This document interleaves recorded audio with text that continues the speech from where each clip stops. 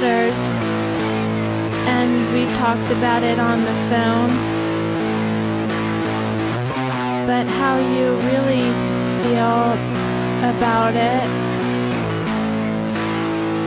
I don't really know.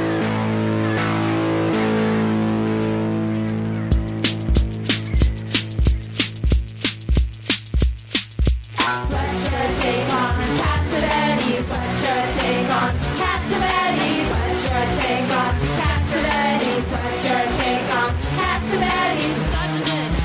Genius. Misogynist. Genius. Misogynist. Genius. Misogynist.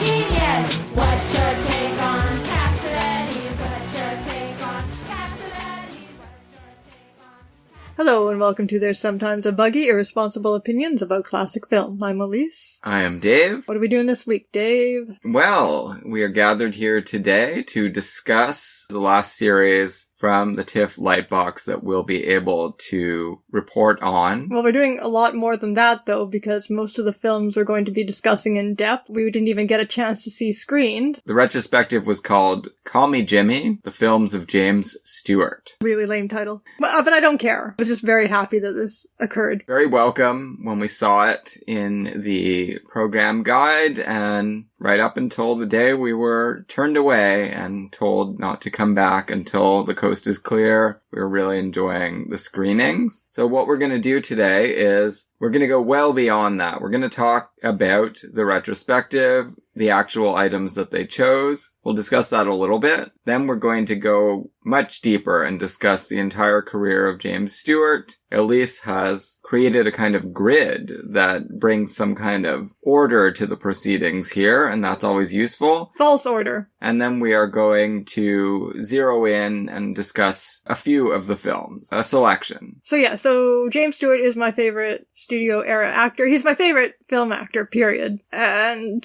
may actually at this point be the only studio era actor, male actor, that I actually really care about. Although every episode of Studios Year by Year, I think I offer evidence that there's a lot of them that interest me, but Stewart for me is just, he contains multitudes. He does, that's for sure. As you're going to see as we go along. If you only know him from one or two movies and you think that you've got him pegged, trust me, you don't. Although it's interesting in that these multitudes are contained within a screen presence. Like, this is what I was thinking about watching these films and thinking about these films this time in preparation for this episode. Contained within what seems like a very natural human being who, for the most part, appears to be playing himself on screen every time. What I mean by that is that very seldom does Stewart ever take on like a manner of speaking or moving that is not his own. No, that's true. Or work within a temperamental range that is different from the one he normally presents on screen. However, his temperamental range is basically enormous. 0 to 100. Exactly. And evil to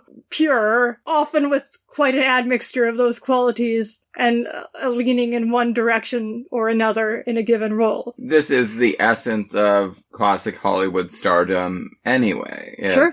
What most of the big stars were known for is creating a persona that, anyway, as viewers, we don't know them, but we feel like we're actually getting access to the real person through the characters that they're playing, and the persona is multifarious enough and complex enough that it can suit so many different types of stories and keep us coming back year after year. Yes, how he distinguishes between his characters is that he is always playing a different motivation. And just by giving it that slightly different angle, that slightly different slant, he will draw on different aspects of that persona, that temperamental range. Where do you want to start here? Do you want to start with my grid, like all sorts of grids and categories, like Kantian categories? Last week we had a kind of flow chart of the adventure love triangle. This week we're getting even more complex. Imposing false orders. Notebook work just from so Elise here. that we have a way of breaking things down here a little bit. So I've divided up the major Stewart eras into the Sullivans, the movies he co-starred in with Margaret Sullivan, the Capras, which span his pre-war and post-war periods, the Hitchcocks, and the Mann westerns only because he made a fuckload of movies with Anthony Mann. Yeah, including their most popular one, the Glenn Miller story. Which you did advocate for us to watch, but we did not. I've seen it before. I enjoy it, but I wouldn't argue that it's in a class with the westerns. Still fun. Maybe you, Dave, you know a little bit more detail about Stewart's life trajectory than I do. Maybe you can explain this pre-war versus post-war period a bit. I guess we could a little bit, sure. He was born in Pennsylvania, western Pennsylvania, so kind of the Midwest, basically, in 1908. Clean-cut young man. He actually went to college, and he appeared on the stage and got to know Margaret Sullivan and Henry Fonda during that period. His parents were well-off middle-class people. Yeah. Yes, 1908, May 20th, 1908. In the mid-1930s, he comes to Hollywood. Like many Broadway actors of that time, this is where they figured they would end up now that talkies were in full swing, and he becomes an MGM contract player. So that's important. You signed on for 7 years in those days, so he's basically at MGM from 1935 until he marches off to war right after Pearl Harbor. And he comes back and he makes It's a Wonderful Life. And it's very dark and it fails originally, and it's his final Capra movie out of the 3. Sure, but also his war experience is very dark. He wasn't someone who just did some kind of honorary job. He flew bombing missions and killed lots of people in World War II. He was Harry Bailey. Harry Bailey went to war! Not all of the heels were in Germany and Japan. He was on missions in Europe, I believe, exclusively, although I might be wrong about that. I don't really know that much about his war record. I know that... So he was killing Germans, in other words. All kinds of bombing raids. Killing civilians, obviously. Right. That's what bombers do.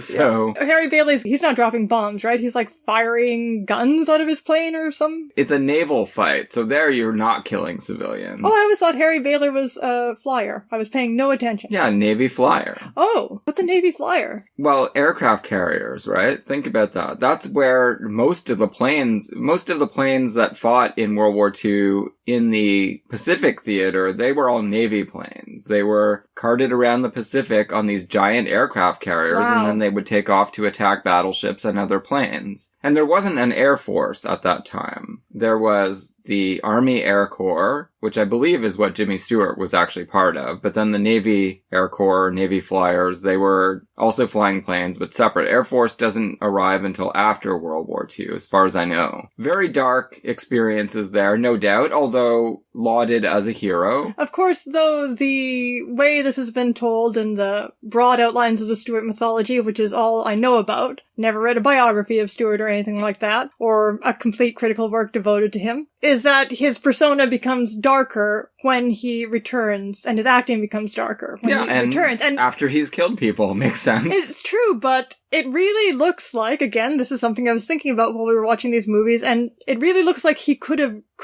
gone there already from his earliest role. He is a fully formed actor. You don't really see him develop. No, that's true. He is a master of what he's doing from the beginning, and it's a matter of finding the directors to work with him and give him the material. Well, one of his big early roles where the public would have seen him for the first time in 1936 was after The Thin Man, where, spoiler, he is revealed not to be the nice, sweet, young Jimmy Stewart character you think he is. Right at the end, he is a maniacal, homicidal incel.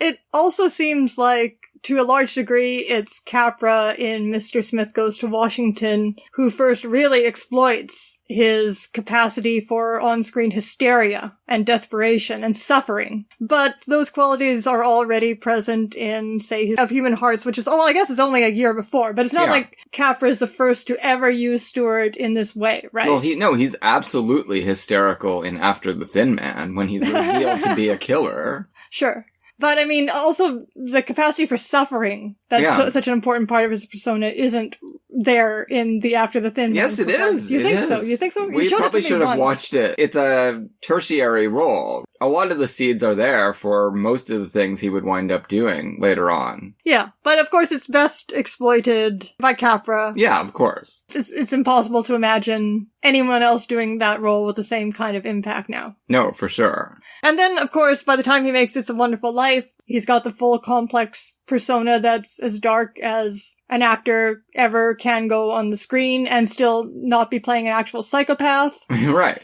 So when Hitchcock and Mann pick up on that later, they're just, I don't know.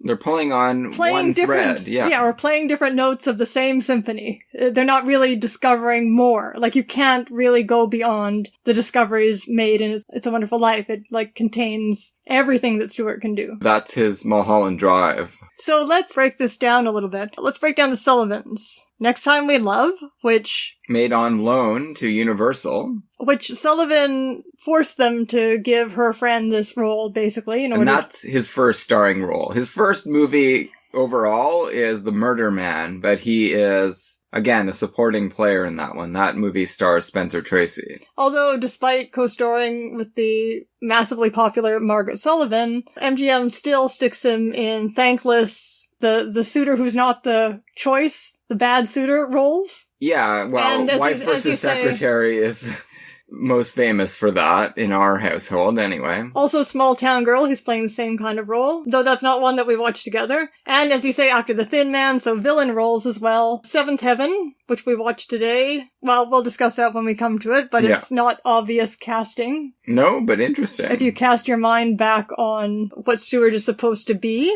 And if you look at these films, you can see that MGM was having a little bit of trouble figuring out what to do with them. They were loaning him out fairly frequently. Seventh Heaven is a Fox film. Next Time We Love is Universal. He made those movies for Capra. Those are Columbia movies. So MGM didn't really give him something big to do until probably, Made for Each Other. That's another one that's a loan out to Selznick, right? So it's really not until the Philadelphia Story and so he gets, Shop Around the Corner that he gets big roles in big movies that are going to actually play to major audiences. He's no spring chicken when he starts, and then they fool around for a long time trying to figure out what to do with him. But in the meantime, nevertheless, he is making a lot of interesting movies. Yeah. So we're not going to talk too much about the Sullivans because one of these years we want to actually do Margaret Sullivan. Oh, she's on the list. She is coming up in 2021. I think we'll be getting to Margaret Sullivan near the end of 2021, if the world is still here. So they make Next Time We Love, which is a very interesting, bizarre feminist melodrama. Then they make The Shop War an Angel in 1938. They make the famous Shop Around the Corner in 1940, the year that things really start cooking for Stewart. Yeah. Right before he goes to war. And this is part of the legend. He has this immensely popular performance in Mr. Smith Goes to Washington. He does not win the Oscar for it. It goes to Robert Donat in Goodbye, Mr. Chips.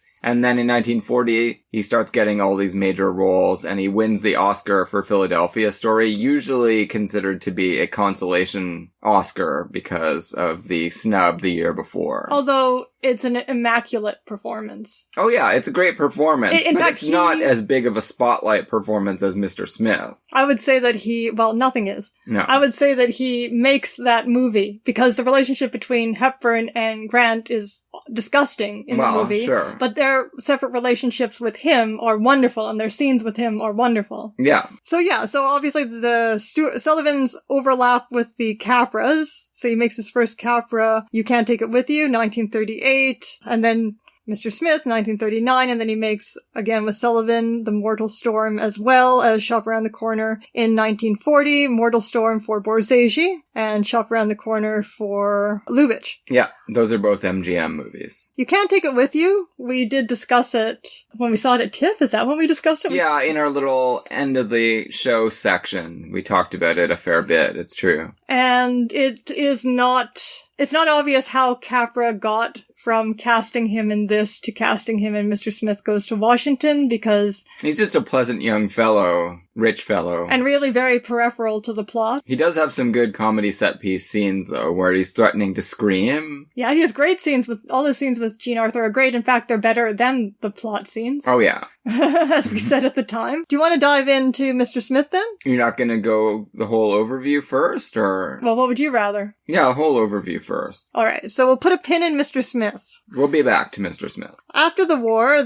we've got the Hitchcocks, Rope 1948, Rear Window 1954, The Man Who Knew Too Much, the remake with Doris Day 1956. That's another one we discussed as we were watching them at TIFF. Of course, Vertigo 1958. And again, from Rope to Rear Window, that's 6 years, and Hitchcock also starts out with a very uncharacteristic use of Stewart. As Nietzsche. A Nietzschean professor who becomes responsible for 2 young men committing murder. Ideas have consequences. And I don't actually find it that interesting a performance, but, I haven't revisited it in a long time. That wasn't part of the retrospective. And then we get, in the middle of all of this, we get the Mann Westerns, Winchester 73 in 1950, Bend of the River 1952, Naked Spur 1953, Far Country 1954, and The Man from Laramie 1955. At a certain point, Stewart, you said, makes a deal so that he gets a profit percentage with his movies? Yes, that's one of the most celebrated turns in the industry during the 1950s, Stewart's deal. And that could be the reason why he decides to make a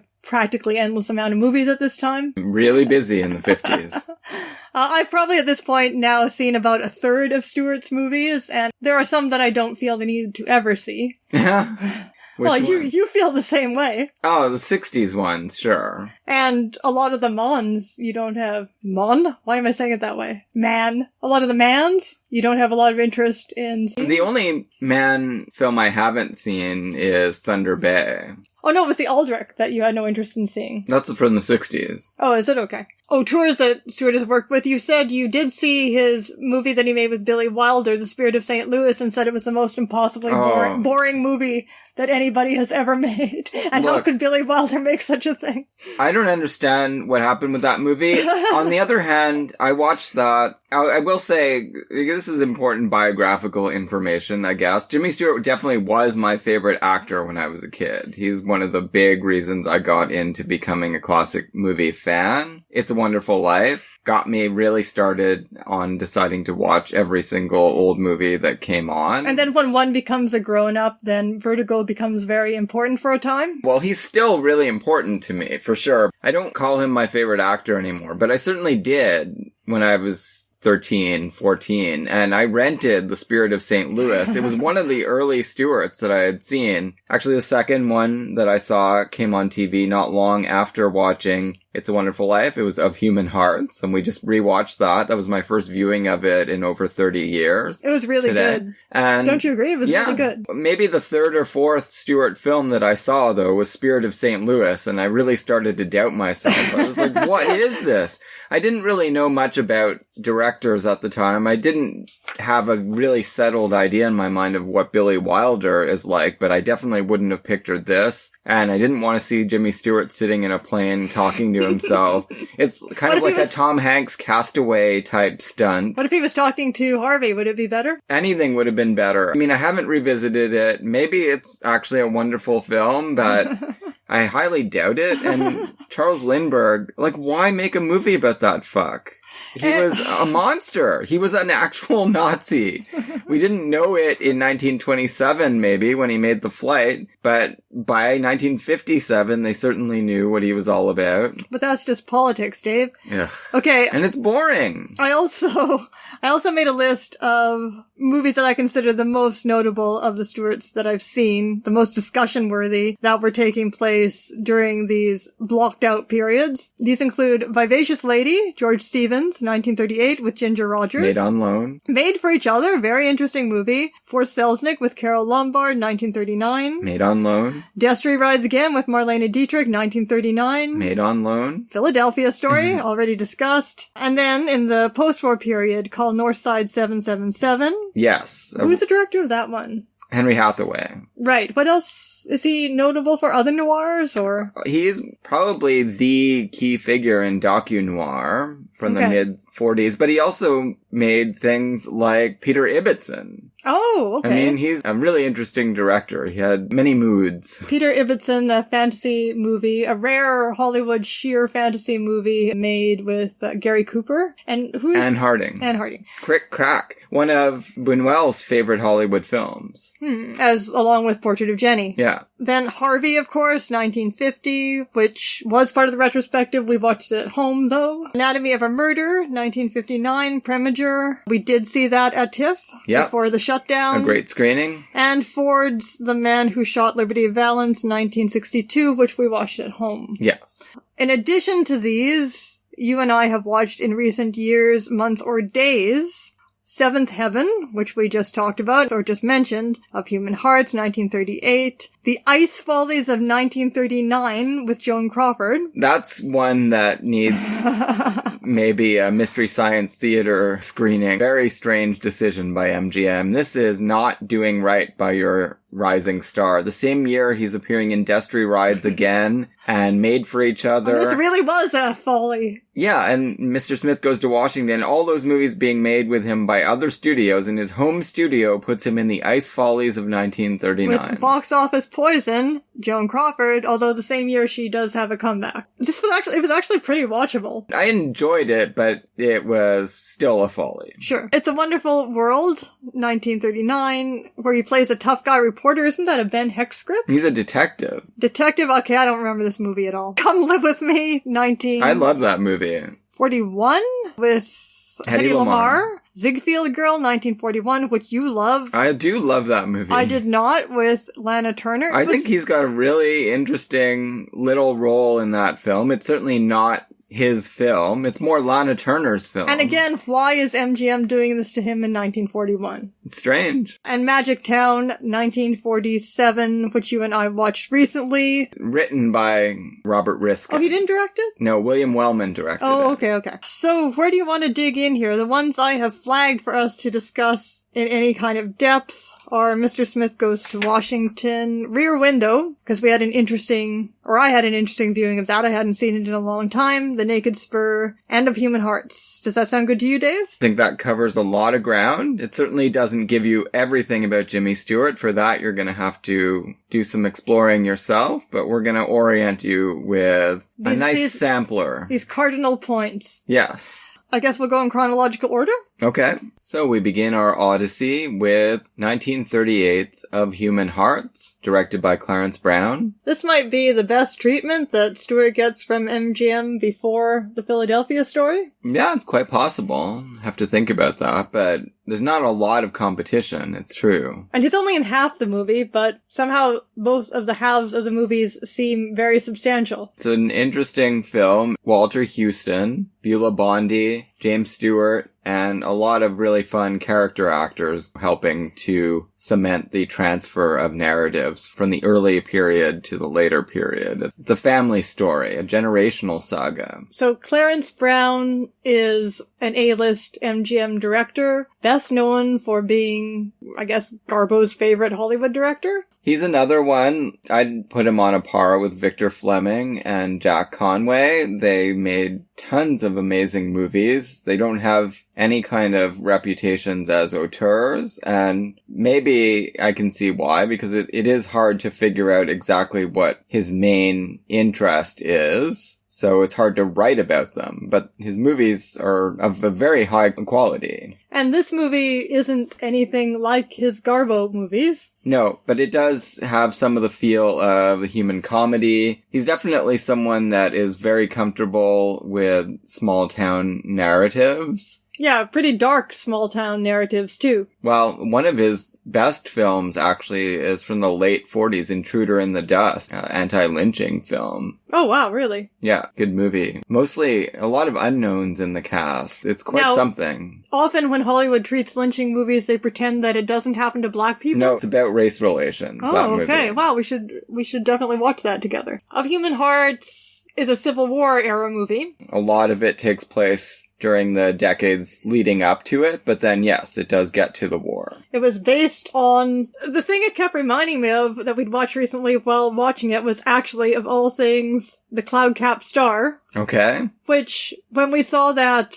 at TIFF, I mentioned that it was a movie that seemed to have the feel of a memoir from the perspective of the brother who benefits, like the star who benefits from the exploitation of the sister. But it turned out that it was a completely made-up fictional film. Right. And this, too, had a feeling of being a memoir of someone looking back on their life and realizing, you know, the Stewart character looking back on their life and realizing all the things that they were too immature to understand at the time about their family. Again, it's a completely made-up fictional story. Based on a novel, right? Based on a novel, Benefits Forgot, by Honoré Wilcie Morrow, who was best known, this is all I could find out on the internet, best known for her Lincoln trilogy, and she studied history, and she loved to write historical novels, and she loved Abraham Lincoln, and indeed, Abraham Lincoln has a very unexpected cameo in this movie. In the person of John Carradine, with a definite message. So this does have an amazing MGM cast, as you've said. Yeah, well, I mean, I don't think of any of them as particularly MGM character actors, but they're great character actors for sure. You've got Guy Kibbe. I mostly associate him with Warner Brothers, but by, I guess, the late 30s, he might be freelancing. You've got Charles Coburn, who is going to be an even bigger force as a character actor, almost a star in the 40s. We're not 100% sure if this is the first time Beulah Bondi plays Jimmy Stewart's mother. We could have looked that up. I know that she plays his mother 8 times, and this could be the first time, but maybe not. And many times she's named Mary, although not in It's a Wonderful Life, because Jimmy Stewart's own wife is named Mary. I mean, maybe his mother's named Mary. I don't remember. No, we find out what her name is, don't we? It's not Mary. They just call her Ma Bailey when she's running the boarding house in the alternate reality. But if this is the first time, and there are many, many more times to come, you can certainly see why people familiar with Stewart's movies would have found the Ma Bailey boarding house rejection scenes so devastating. Oh, yeah. They have some real passionate reunion kisses in this one. Yeah, it's true. Nothing unexpected happens in this movie. Well, except the sensitivity with which all sides of the problem are explored. Yeah, absolutely. It's more a matter of the thoughtful direction and emotionally powerful performances. Walter Huston is a stern dad, the preacher, who comes to small town Ohio, pioneer era Ohio. And at first we think we're seeing... So there's a beautiful river and there's a boy tending the sheep and it looks very pastoral and peaceful small town, but quickly we discover, as soon as the new parson arrives, Walter Huston and his family, that this town is full of sins. But not Twin Peaks style sins. No, just selfishness. Just mostly. Selfishness and imperfection. A little bit of cards and drunkenness. It's not King's Row either. It's just a bunch of people who are trying to cut corners and rook each other in different ways, but... Especially the one who owns the town store, yeah. The most, I guess, the richest man in town, although he's on a much smaller scale than Mr. Potter. Mr. Potter, yeah. And the Reverend's household itself is imperfect. Oh, yeah. But again, not in Fire Walk With Me sorts of ways. Domineering dad, I would have had a real problem dealing with him as a child, but the movie doesn't really skimp on that. It does lament his harshness with his son, but it also doesn't portray him as a villain, and it always makes him seem, you understand why he's doing it. You might also think that he's making a mistake,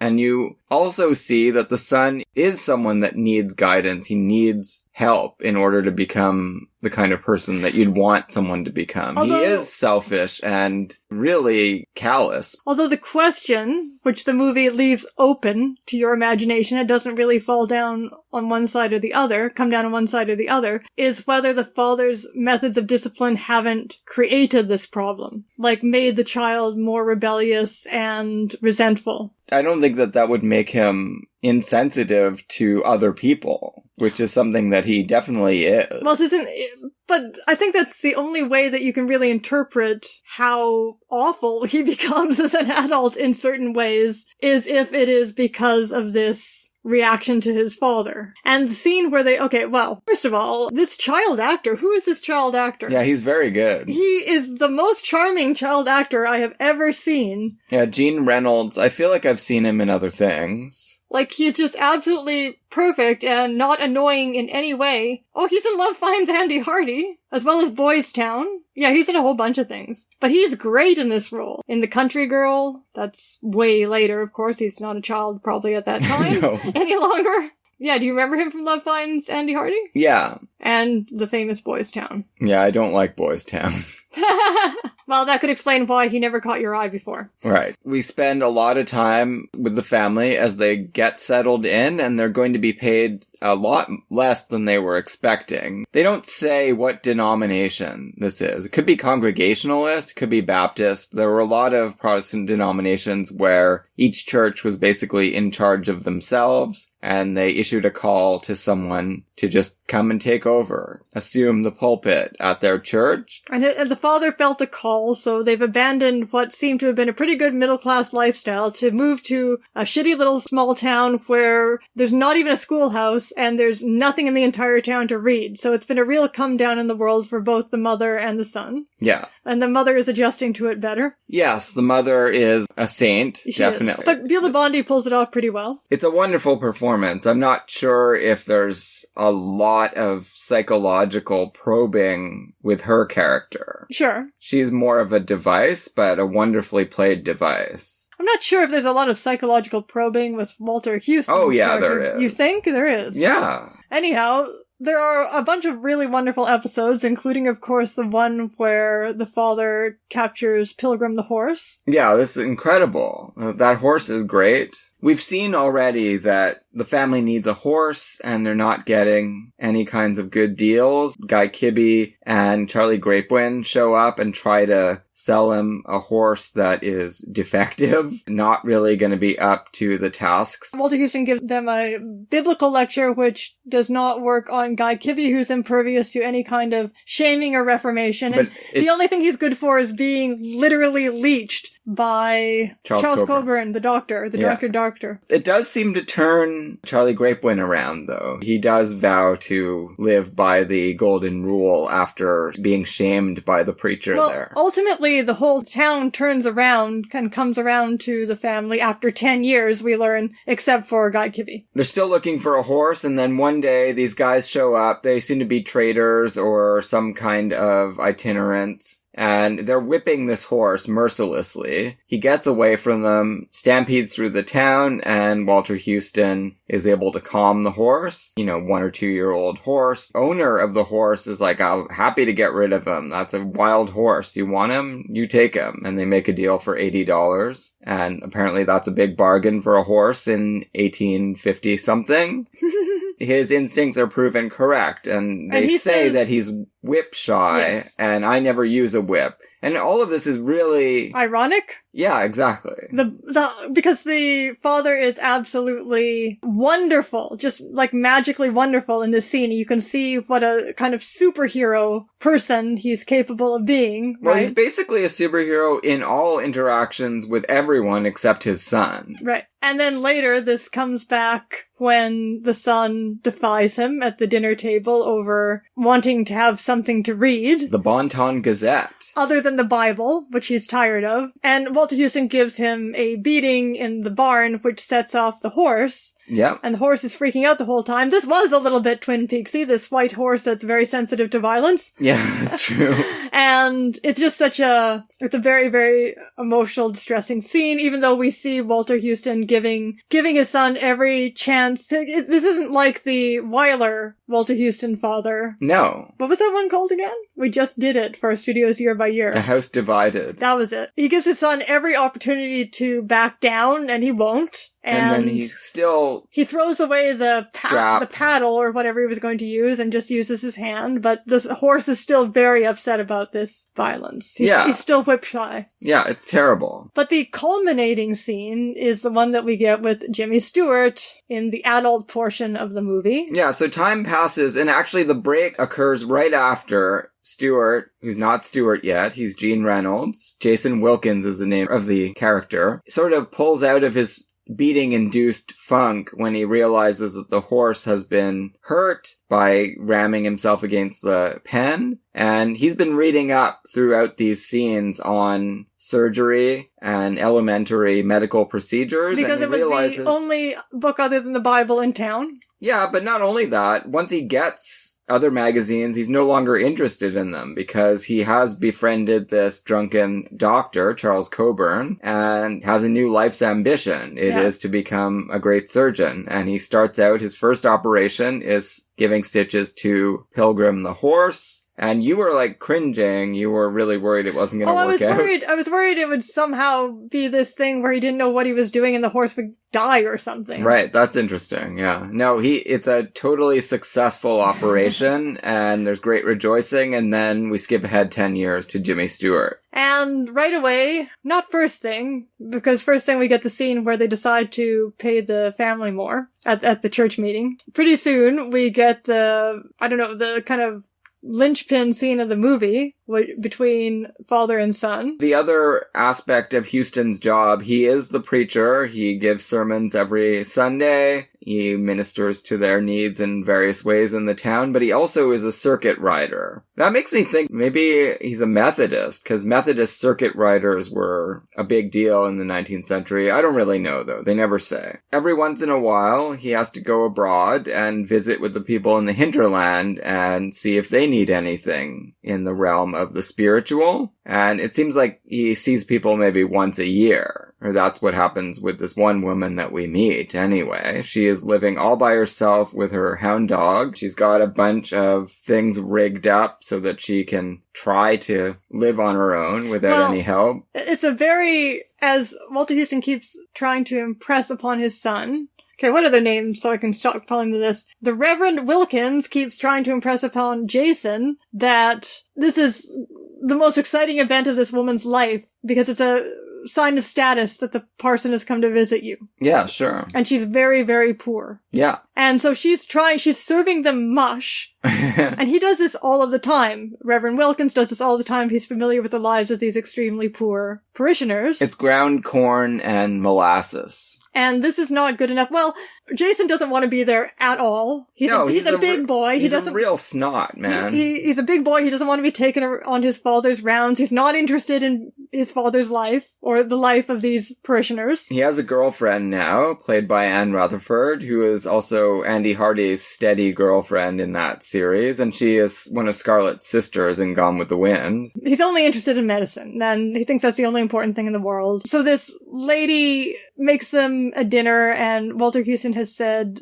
no matter what it tastes like, you're going to have to eat every bite and pretend to like it. Yeah. But as we see, while she's making it, she's scooping up a pail of water to make the mush, and she accidentally scoops up a frog. There was a fish in the percolator. I mean, it's kind of like that. Connections. Yeah. And Walter Houston gets it in his mush, but Stewart sees him swallow the frog and gets up, and I thought we were going to start hearing retching noises in the other room, but luckily he contains himself to some degree. But that's not enough. Oh, no. No, this scene really goes dark. I mean, this poor woman, she's so sympathetic. She comes out of her storage area and she's got this coat that belonged to her husband who died many years ago. She's been living out in the wilderness all by herself ever since then. She says it's going to be cold as you ascend the mountains. Your boy needs a coat. I'm going to give him this coat. And she wants to see him put it on, and then she gets a little horned up. Yeah, she flirts with him. Yeah, and she says, makes me think about getting married again, seeing that boy in that coat.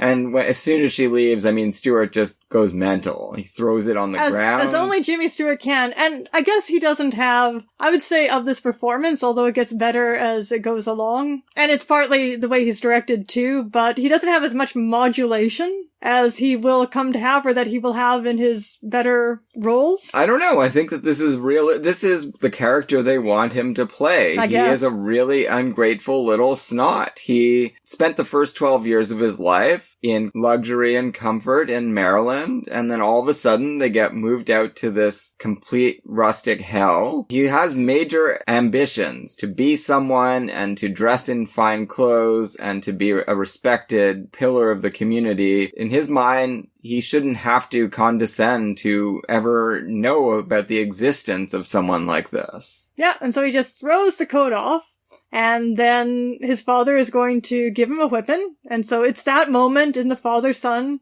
and I can tell you from experience, mother-daughter relationship, where you're going to have to show somebody that you're not going to be whipped anymore. Jimmy Stewart says, look, you're not doing that. I'm going to defend myself. I'm just warning you. And he does, and Walter Huston is a much bigger man. Well, he's wider. Who still looks quite vigorous. Yes, Stewart is a very tall man. It's hard to say whether the emotional factor is what gets, or the physical factor is what gets Stewart, but he does get the worst of it. And ultimately there's a turning point after he's, socked his dad once, and there's a turning point where Huston is just slapping him down in a psychotic rage. Yeah. That is completely uncontrolled. And for maybe the first time in a film, you hear the Stewart sob.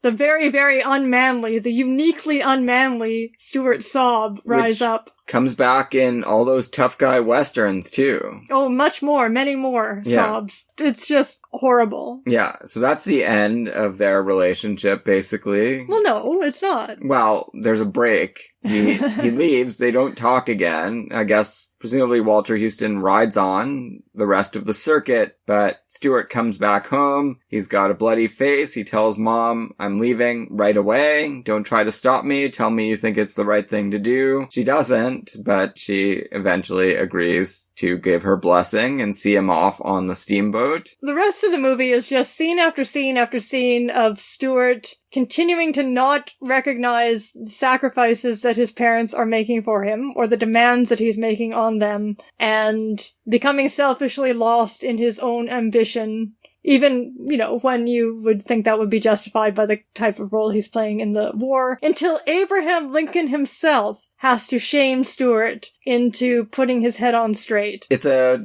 twofold reason for inviting him to the White House. One, he wants to congratulate him on all the incredible work he's doing as a field army surgeon. He is one of the preeminent doctors at the front. He has this success rate in healing people without chopping their limbs off, which nobody else is even trying. I mean, amputation was the first treatment they would apply to most wounds. Well, yeah, after leeching. Yeah. So he's very progressive. Yes. He is in great demand, so he may be transferred over to work with General Grant. But you know what the president thinks? The greatest American president of all time? He thinks that even when men are dying, it's important to take a moment and appreciate your mother. He knows about all of this because Jimmy Stewart has not written home in more than 2 years. He's been so caught up in his glamorous life as a surgeon that he hasn't bothered to tell her that he's alive. And after all this time, she finally gives up. Everyone's telling her he must be dead. He would have written to you by now if he was still alive. So she writes to the federal government and asks, can you help me find my boy's grave? And this comes to Lincoln's desk, and he is like, send for this man. I must talk to this ingrate. So, all of this sounds really ridiculous, and that scene is really ridiculous. John Carradine's a great actor. But somehow it doesn't matter. Like I said, Someone needs to talk to this boy. It may as well be Abraham Lincoln. Like I said, in the Cloud Cap Star, also the same thing keeps happening over and over and over again, and nobody gets a picture. Spoilers, this movie has a happier ending. He occasionally seems to see the error of his ways, and then he backslides again, right? He does go home in time almost to exchange words with his dad. At least Walter Huston knows that he showed up and was at his deathbed. So after Walter Huston dies, the only companion that the mother still has for comfort is this horse that everybody adores. Everybody in the family has adored this horse like it's a member of the family. And Jimmy Stewart writes a letter, one of the last letters he writes home, asking her to sell Pilgrim so that he can buy a snazzy uniform. Sell Pilgrim to the war. Yeah. To the army, so that the horse is going to be at risk of death as a soldier. Yeah, absolutely. And it's not even to pay for studies anymore. He's asked for other things to be sold to get through Johns Hopkins. Now, he's also been working very hard as a student and as a casual laborer. He is the assistant janitor. He's been trained in his Latin and his medical studies by the janitor. Yeah, Gene Lockhart. who knows what the system is that's going on there at that university, but I guess this is one way that you can, if you have absolutely no money, you can become a doctor. That is just vile. That scene where he picks out his uniform and you know that this wonderful horse has been sacrificed so we can get this. Didn't it kind of remind you of, oh, Hazard Balthazar? Like, this is where he sells his soul when he decides to get rid of the horse. But then, luckily, again, this has a happier ending than Oh Hazard Balthazar as well. Yeah, it's not often your soul wanders back to you and you're able to reclaim through an act of professional skill. He makes a deal with the current owner that if he saves his arm, he will get Pilgrim back. And here, everything comes together, right? Because Lincoln has had a big talk with him. He's already started to write to her, and now he gets Pilgrim back, and he's like, okay, this is the grand gesture. Abraham Lincoln would be really proud of me if I rode home now on Pilgrim and presented him back to my mother, who has been eating her heart out. She still doesn't know I'm even alive. And their reunion is very heartfelt. And that's where they have their passionate kisses. Yeah. So I don't know what this movie does exactly with the Stewart persona, and I don't know what it did for him as an actor, because it's a weird, atypical little movie. It is. But it's great. Yeah, I really enjoyed it the first time I saw it, and I wasn't sure how I'd feel about it. I mean, I did remember the Lincoln scene being something that most people would undoubtedly make fun of. And it is a bit ridiculous. It's completely over the top. But in a good way. Yeah, as far as the Stewart persona goes, it was the hearing of the sob that really marked it for me. Well, the ambition and the neglecting the people who are around you. Although George Bailey is the opposite. He's the one who's always making the sacrifices, but he becomes very hard to live with as a result of his own disappointments for having to do that. He's like the inversion of this character. Yeah, there's no happy medium, really. That's the trouble with this world. You make compromises or you don't make compromises, and either way, you piss everyone else off and yourself. At least in order to generate a dramatic situation. Before moving on to Mr. Smith, let's just mention in passing the other one from this early period that we watched today, which was Seventh Heaven. Remake of the Borzage. We keep going back and forth on the pronunciation there. My feelings about this film is that it never needed to be remade. I mean, I can understand why Fox did it, because they owned the property and there was no sound version. Yes. But your feelings are often very different. You seem to love almost all remakes of all perfect films. Like, you love the Showboat remake, you love the Shop Around the Corner musical remake. I don't have the same amount of tolerance for subpar remakes as you do, or unnecessary remakes. Anyway, in terms of Stewart, I couldn't imagine why anyone would see him in his early MGM films and think, yes, this is the person that we must cast in this role. Well, he'd hardly been in any movies before this, right? Mostly as a supporting actor. And presumably someone at Fox said, this guy's tall and he could play a Charles Farrell role. But Charles Farrell in the original, I just can't get out of my mind.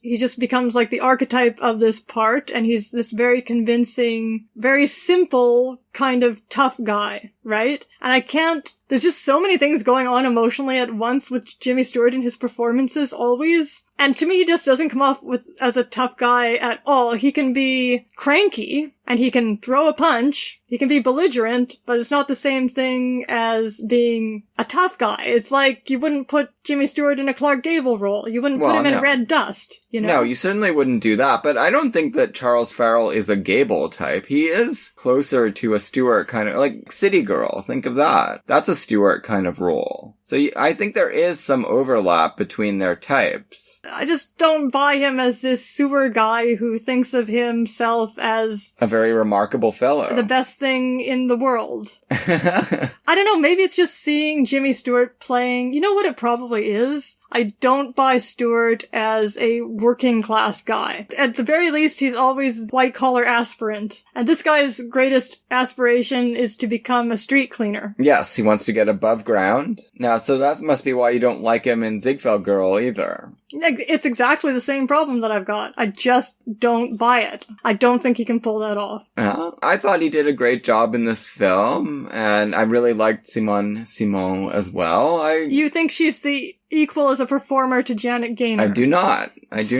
I don't think that this movie is nearly as good as the Borzage film, but that is to be expected. The Borzage film is one of the best silent films. Now, what this did convince me of watching this is that either the play that it was based on or the screenplay, because other than the completely unnecessary addition of a character, it's practically exactly the same, that it must be a pretty good property, because I still, despite these casting and performance problems, I did still cry at all the points that I was supposed to. Who's the additional character? Aristide? He's not in the silent film at all, right? I was thinking, I don't remember a guy with cats and philosophy next door. No, he was not necessary. I don't know if they got him from the play or why they thought another character was necessary, because it's not. It does add an extra layer to the remarkable fellow, right? All this talk about autodidactic philosophy, theology that Stewart is, it helps to characterize him as this remarkable working class fellow. It could, except that this character is mainly just used to be a misogynist. Yeah, although he does repent at the end, finally. True. He gives cat owners a bad name until the end as well. Yeah, I was getting Angels of Sin levels of cat demonization there. Yeah, it's true. So yeah, Seventh Heaven,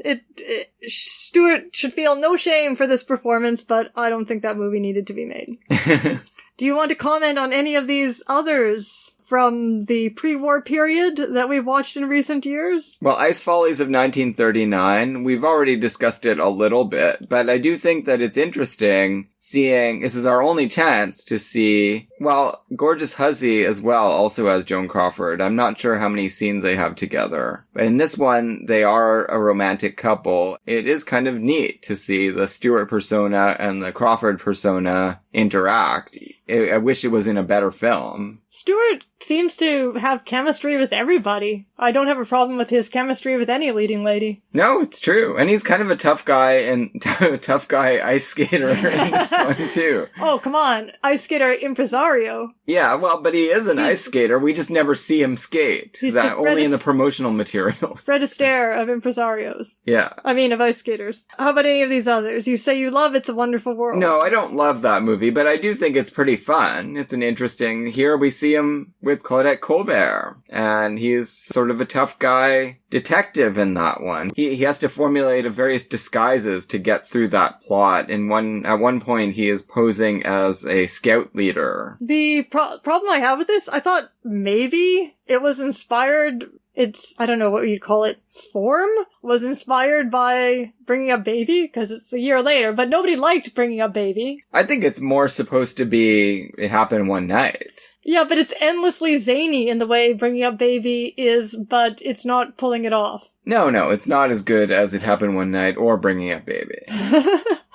Any other comments? Ziegfeld Girl, you love that? Ziegfeld Girl? Yeah, I do love that movie. It's got a great role for Lana Turner. Maybe my favorite Lana Turner performance, frankly. In the 40s, anyway. Until she becomes a totally different kind of actor in the 50s. And really good roles for Judy Garland and Hedy Lamarr. And then Stewart playing Lana Turner's hard-done-by boyfriend who gets thrown aside when she begins to ascend. Isn't he a gangster or something? Well, he's just a run-of-the-mill delivery guy who is satisfied with that, but then Lana Turner starts to get more and more expensive tastes, and he realizes if he's going to keep up with her, he's going to have to get in the big money, and so he resorts to becoming a bootlegger, and that gets him into lots of trouble. Yeah, again, I don't have the same appreciation of actresses who can only hit one note as you do. Come Live With Me, that's a Clarence Brown movie with Hedy Lamarr. I love that movie too. You love Hedy Lamarr. I do love Hedy Lamarr. Well, everyone does now. Dave loves actresses. Did you know that? Norbert Lusk. All right, let's move on to Mr. Smith Goes to Washington. Yeah. That has your all-time, what you've been recently telling me off mic, may be your all-time favorite actress in it. Oh, Jean Arthur, yes. She's magnificent. And we've now penciled her in our actress series. Yeah, if you haven't listened to some of our more recent episodes, we have our itinerary set for our acteur oeuvre vue. We've finished. We don't have it all the way up to Jean Arthur, though, do we? Yeah, we do. Oh, okay. So we have completed our work on Jennifer Jones. Next, we're moving to Setsuko Hara. Then it's going to be Clara Bow. Mm-hmm. Then Margaret Sullivan. Then Jean Arthur. Is that what we're doing? Yeah. That'll be good. We don't have anyone planned after Jean Arthur, but that's going to take us into 2022 at the very least. We don't know if there will be a world or if we'll be in it. That's right. Mr. Smith. So Jean Arthur, this is a movie I've seen many, many times and have never appreciated. I think, well, there are two reasons for that. First of all, I had a lot of problems getting into any Capras other than It's a Wonderful Life and his early films with Barbara Stanwyck. So Capra from this period, I was having a lot of problems with. The Common Man films. Oh, God, yes. God, yes. Your great love of Capra and watching some of them with you has helped me. And the other thing that's helped me is that ever since basically Sanders and Trump, although they are not what got me following politics, it was something that I was just starting to do anyway, but they have certainly made things interesting. I'm much more interested in and therefore knowledgeable about American politics than I used to be. So finally on this viewing, maybe my 10th viewing of it, I found it to be a very interesting movie from beginning to end. Yeah, it's a masterpiece. Yeah. Just as Jimmy Stewart was my favorite actor, without any hesitation, I would have said Stewart was my favorite actor if you asked me when I was 14, and Frank Capra I would have said was my favorite director. Now my stock answer is usually King Vidor, but I still love Frank Capra, and I've seen all of his movies many, many, many times. Whereas my favorite actor was Bette Davis, and my favorite director was Joseph von Sternberg, so Right. very, very different. Although you agree with me on those too. Oh, yes. So one thing that struck me on this viewing was the fact that Stewart, and actually on our previous viewing, where I was almost all of the way there, was the fact that Stewart is not the protagonist of the movie. There are two protagonists. They are Jean Arthur and Claude Rains. Yeah, I think that's probably true. The other thing that's really interesting about it, from the standpoint of the Stewart persona, is that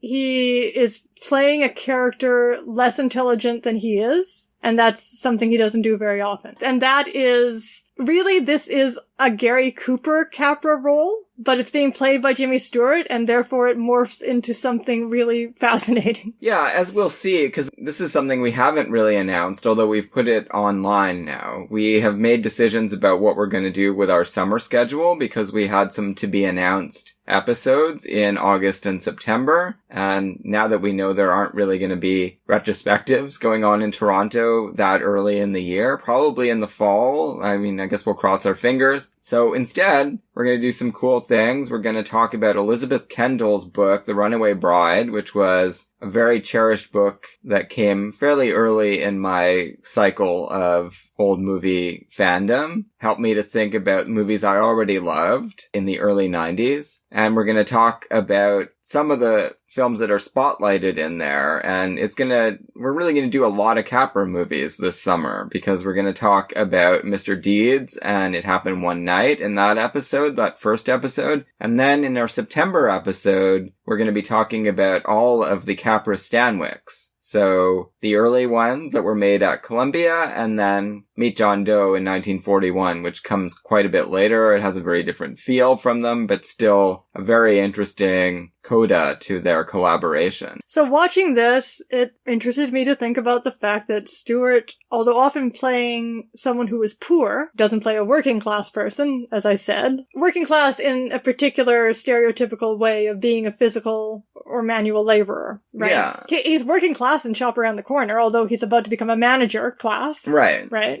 You feel like Mr. Smith is not intelligent? Let's get into it. Let me finish my thought. So Stewart often plays someone who is poor, but he also always plays someone who is very, very intelligent, and he never plays someone who's naive. And in this movie, he is naive, and he doesn't catch on when the Stewart character would normally be knowing enough to have caught on much earlier than this character does. This character needs to have his face rubbed in it. Also, the other reason this is a Gary Cooper Capra role and not a Stewart Capra role is because Stewart is always a sexual being, and this character is sexually naive too. And he's even a sexual being very much so, and You Can't Take It With You. For sure. Capra certainly understood that this was not the kind of role he would want Gary Cooper for, because Gary Cooper can do a lot of things, but I don't think that he can have a tearful meltdown on the floor of the Senate. But this is what makes me so interested.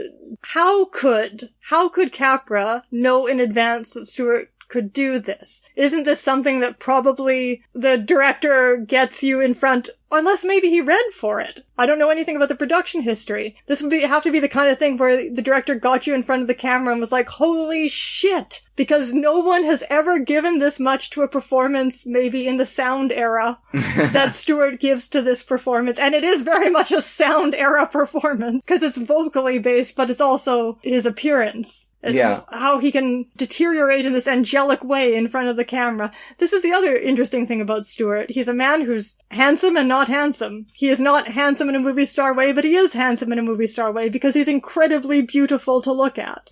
Especially the more emotional he becomes. He has a beautiful face. You're beautiful when you cry, Jimmy. You should have called it that. I actually can't remember if Capra talks about this in The Name Above the Title. He very well may have given all the answers in that book, and I haven't read it in so long that I don't maybe recall. We'll look this up when we do some more Capras, maybe. Yeah, but Capra definitely knew that he was going to go a totally different way this time. Because Mr. Deeds Goes to Town is about a naive person from outside the metropolitan area or the centers of power who is drawn in by circumstance and is betrayed by everyone around him. He just basically completely shuts down and won't speak to anyone. Well, he has gone in a very different, in fact, opposite direction in this movie. Mr. Deeds goes catatonic and Mr. Smith goes manic. Yeah, they should have called it that. Yeah. As for how Capra knew he was going to get what he needed from Stewart, we just have to trust that Capra had his ways. His ways? He had ways of determining it. We know that he wanted and needed Stewart for that role because Stewart was an MGM player. Capra didn't need to use him at Columbia. He obviously... And there's nothing to suggest this and you can't take it with you. Absolutely nothing. No, only the way that he's able to fake hysteria at times in those comedy scenes in the restaurant.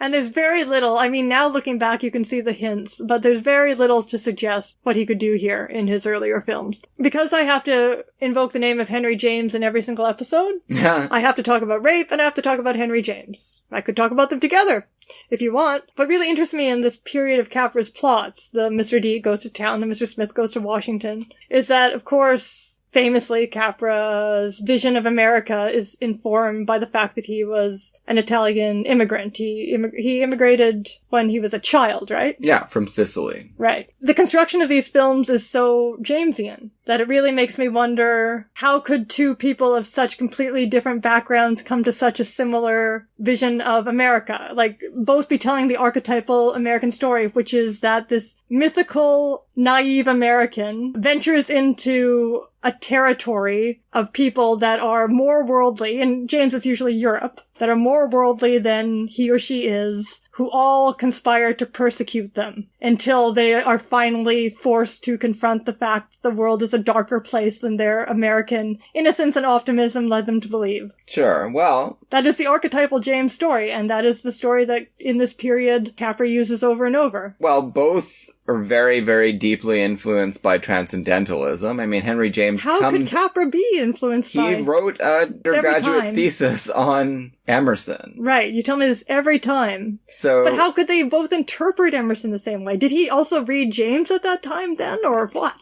I guess that's possible, but what we really need to do is read Ray Carney's book. I need to read it again, and you need to read it for the first time, because he talks extensively about Henry James and transcendentalism and Frank Capra. Anyway, so this is the essential American plot here in Mr. Smith Goes to Washington. And the movie is just so incredibly masterful in the way it sets it out dramatically and the beauty of the camera work and shots. It's just such a gorgeous looking movie. It's thrilling. As you said, we don't start with Stewart. He comes into the story. He is just he's a pawn in a game of six-dimensional chess. And of course, we were watching all of this during the primaries. We were watching this movie and thinking about this movie during the primaries and watching the Democratic Party conspire to stop Bernie Sanders from making anything good happen in the United States.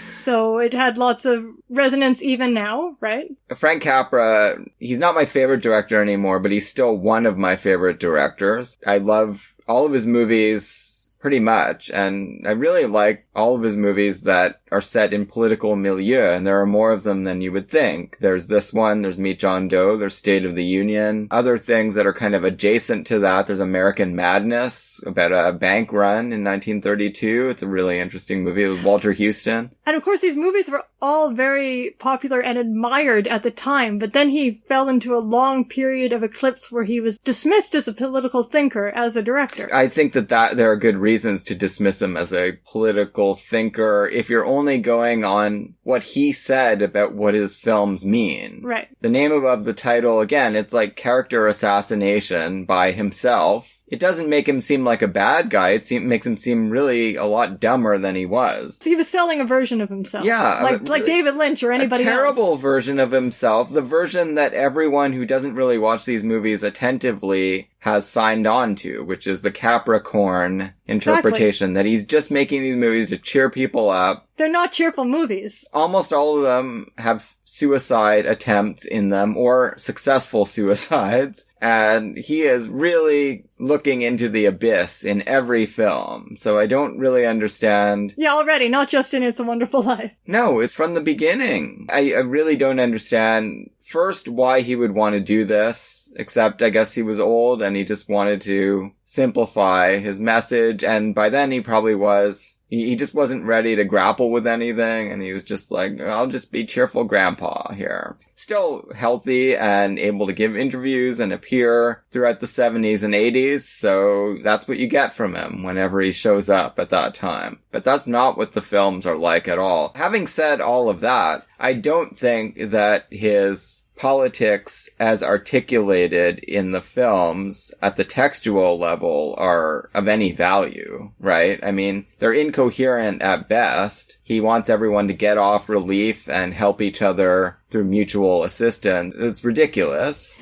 He's a liberal Republican of the time. No, but what I'm talking about in terms of this movie having a political vision, it is that the clash in the movie is between machine politics and corruption and business as usual in the Senate, where nobody has any ideals. No. And only want to protect their own careers. It's all about their own career advancement versus this vision of this incoherent vision of American greatness that Mr. Smith represents. And the vision is very worthwhile and interesting. Any means that are proposed to bring that vision into being, even by Mr. Smith, are ludicrous. This boys' camp, it's cute, and it's going to be paid for by the boys themselves. You'll note that. It's really important, right? It's not going to be another WPA type program. It's not going to be something funded by the government.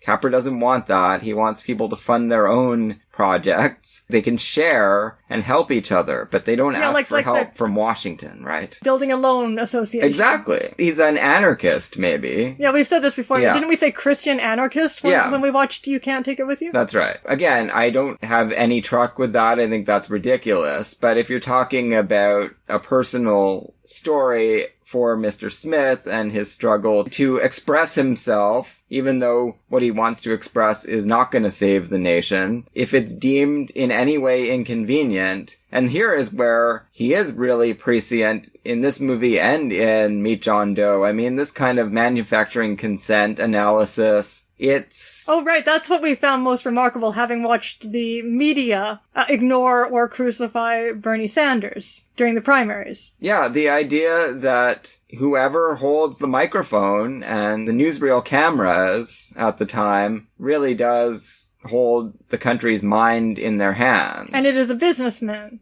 Long before anyone's using the term neoliberal. And it's Edward Arnold, who is also doing it even more viciously in Meet John Doe. And there he actually says things like, the people of America need an iron hand.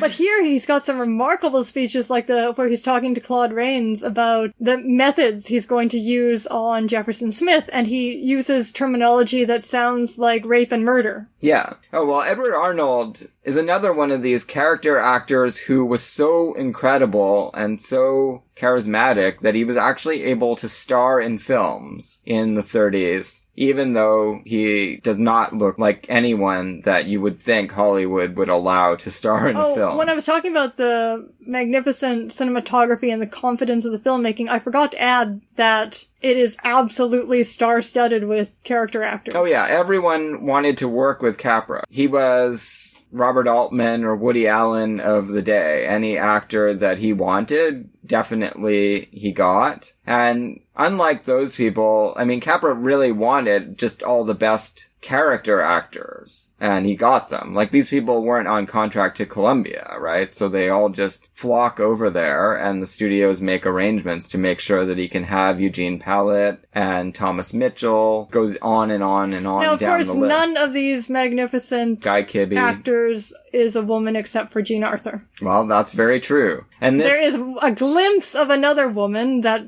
I'd prefer her not to be in the movie. Susan Payne. Yeah, Susan Payne. Astrid Elwyn? The actress is fine, but the role is not great. No, not at all. Anyhow, but what is fascinating is, given that this is a one-woman only in a cast of 1,000 men movie, as so many of them are, and as we said is the actual problem with studio-era films and Hollywood movies to this day, and not the male gaze. Anyhow, Yes. Given that, what a fascinating role, because she is his Svengali, Jean Arthur, and she is doing all of the actual political work for him. Yeah, well, just like Barbara Stanwyck in Meet John Doe. Yeah, so she could obviously have a career as a politician, a spectacular career, except that she is a woman, and the movie makes it clear that it would be very difficult at this time for her to directly advance as a political player, although she does have a very powerful role for a woman, as Stewart's character comments. Yeah, Saunders. And also, the suggestion in the movie is that she, precisely because she,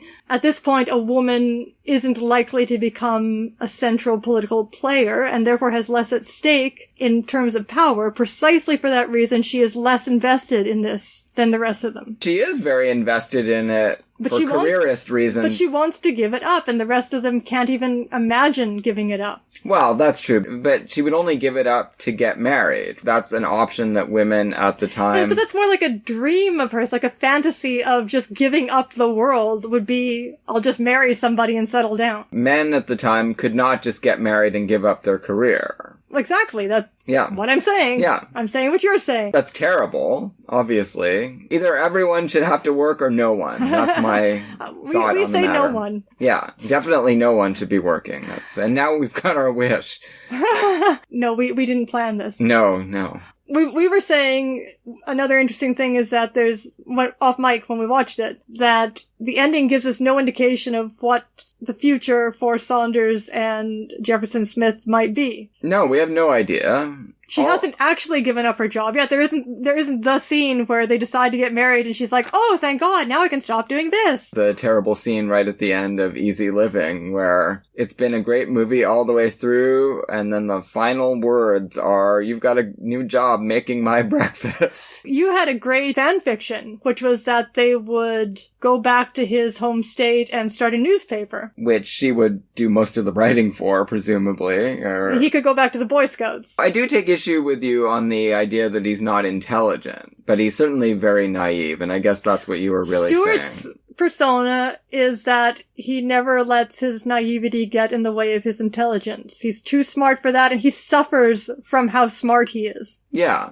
Well, and that is the case here, too. It's just that it's delayed. And the reason that it happens that way is that Capra really wants to drive home the power of the American symbols that have him in their grip, right? He presumes that most people in the audience actually subscribe to those ideals as well, and he wants to punch you in the face and with the flag. Just like Edward Arnold. Yeah, and say they are absolutely not going to protect you from any of these rapacious monsters. Yeah, and the ending is hard-won wish fulfillment. No one in real life is ever, no matter how much they see an honorable, idealistic man suffer, no one in real life is ever going to, like Elizabeth Warren, endorse Bernie. They're never going to be like, oh my God, I betrayed all of my values for the sake of this horribly corrupt career that is bringing me no happiness, and I'm just going to feel like a good person again, I'm just going to repent in front of everybody. Yeah, and try to shoot myself, which is what Claude Rains does. Yeah, so that's just never gonna...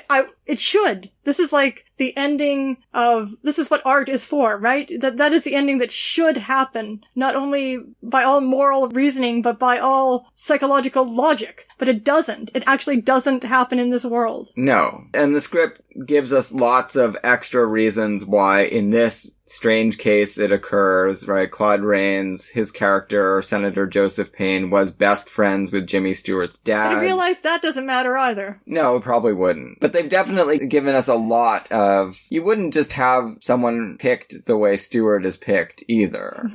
Although all of that is really... Brilliantly, hilariously set up. Really done with Capra's trademark clear-eyed cynicism about systems and bureaucracies, right? Again, this is why it's ludicrous to describe his films as one-dimensionally optimistic. He's showing you, here is the world, and this is how it works, and let's not mince words about it. It's entirely corrupt. But he did it in such a way that, these movies were popular and critically acclaimed. And often critics like to say, well, that must mean that somewhere in his vision he's pulling his punches, or it could never be, which is always very stupid. I think we've talked about this on the podcast before. That's such a stupid take. That's like Dickens. Dickens is definitely pulling his punches in his social criticism because his novels were immensely popular. Maybe they were immensely popular for reasons that have nothing to do with his social criticisms. I don't think Capra's pulling his punches at all. That's what makes them so powerful, because there is this force of incoherent conviction behind them, right? He's not saying, oh, what I really want to tell the world is that we need to have a socialist revolution. But I can't say that because then no one will come to my movies.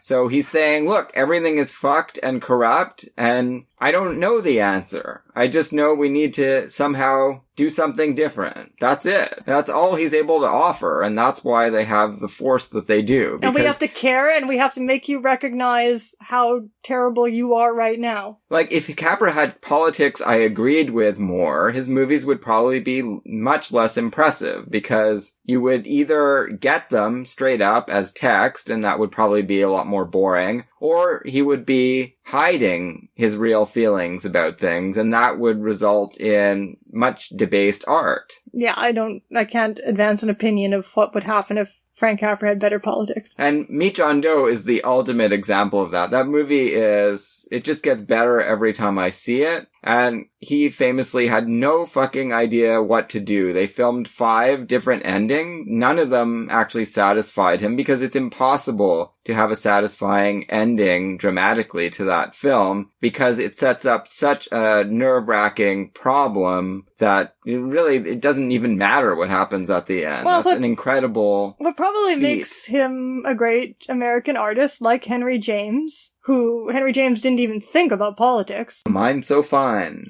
Both of them, an immense amount of conflict about the idea of America. So let's just say that. And obviously, that's one thing that Capra probably really did believe from beginning to end, that America was really good to him. He came... Yet he could see how horrible it is. A lot of people, yeah. And it wasn't always good to him at every moment either. Yeah, the Stewart persona here, as you say, it is kind of a deviation from many of his other performances. The eroticism is... Sublimated, but I still think there is great chemistry between him and Jean Arthur in some of those quiet scenes that they have in the middle of the film. It's just that it doesn't end in a crescendo of kissing or anything. It's interesting that you don't actually miss it. Well, because it is there. It just never gets beyond the simmering mode. Sure. Because they're separated at the end. They never actually get to touch again once he gets onto the Senate floor. Which is very daring and interesting. Before going on to the Hitchcocks, should we say a few words about Jimmy Stewart as a pure comedic actor? Shop Around the Corner is more of a dramatic role within a comedy. Oh, this is big for us lately. We're talking about the war between drama and comedy. But there are films in which Stewart gets to play... I was going to say that is a masterful comic scene that he and Sullivan play in the cafe, the famous cafe scene, their rapid-fire dialogue. Yeah. However, it's also a very, very dramatic scene. Some real psychological punches are being thrown and taken there. And the blows are felt.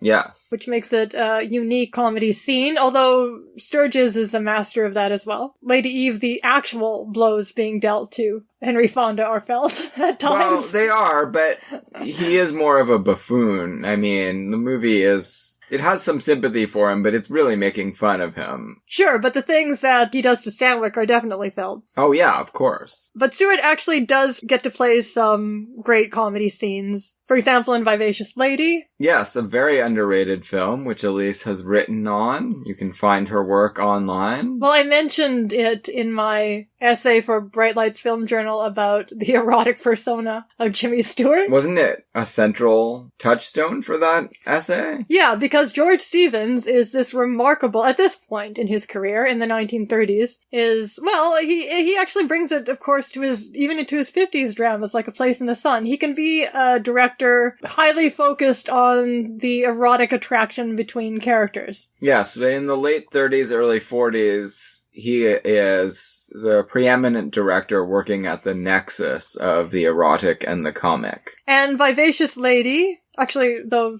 Preston Sturges is also very good for that, and we've said that Capra is actually quite good at the erotic. Yes. And all of these people get mentioned in Elizabeth Kendall's book to circle back to that, but Vivacious Lady is just kind of a doodle.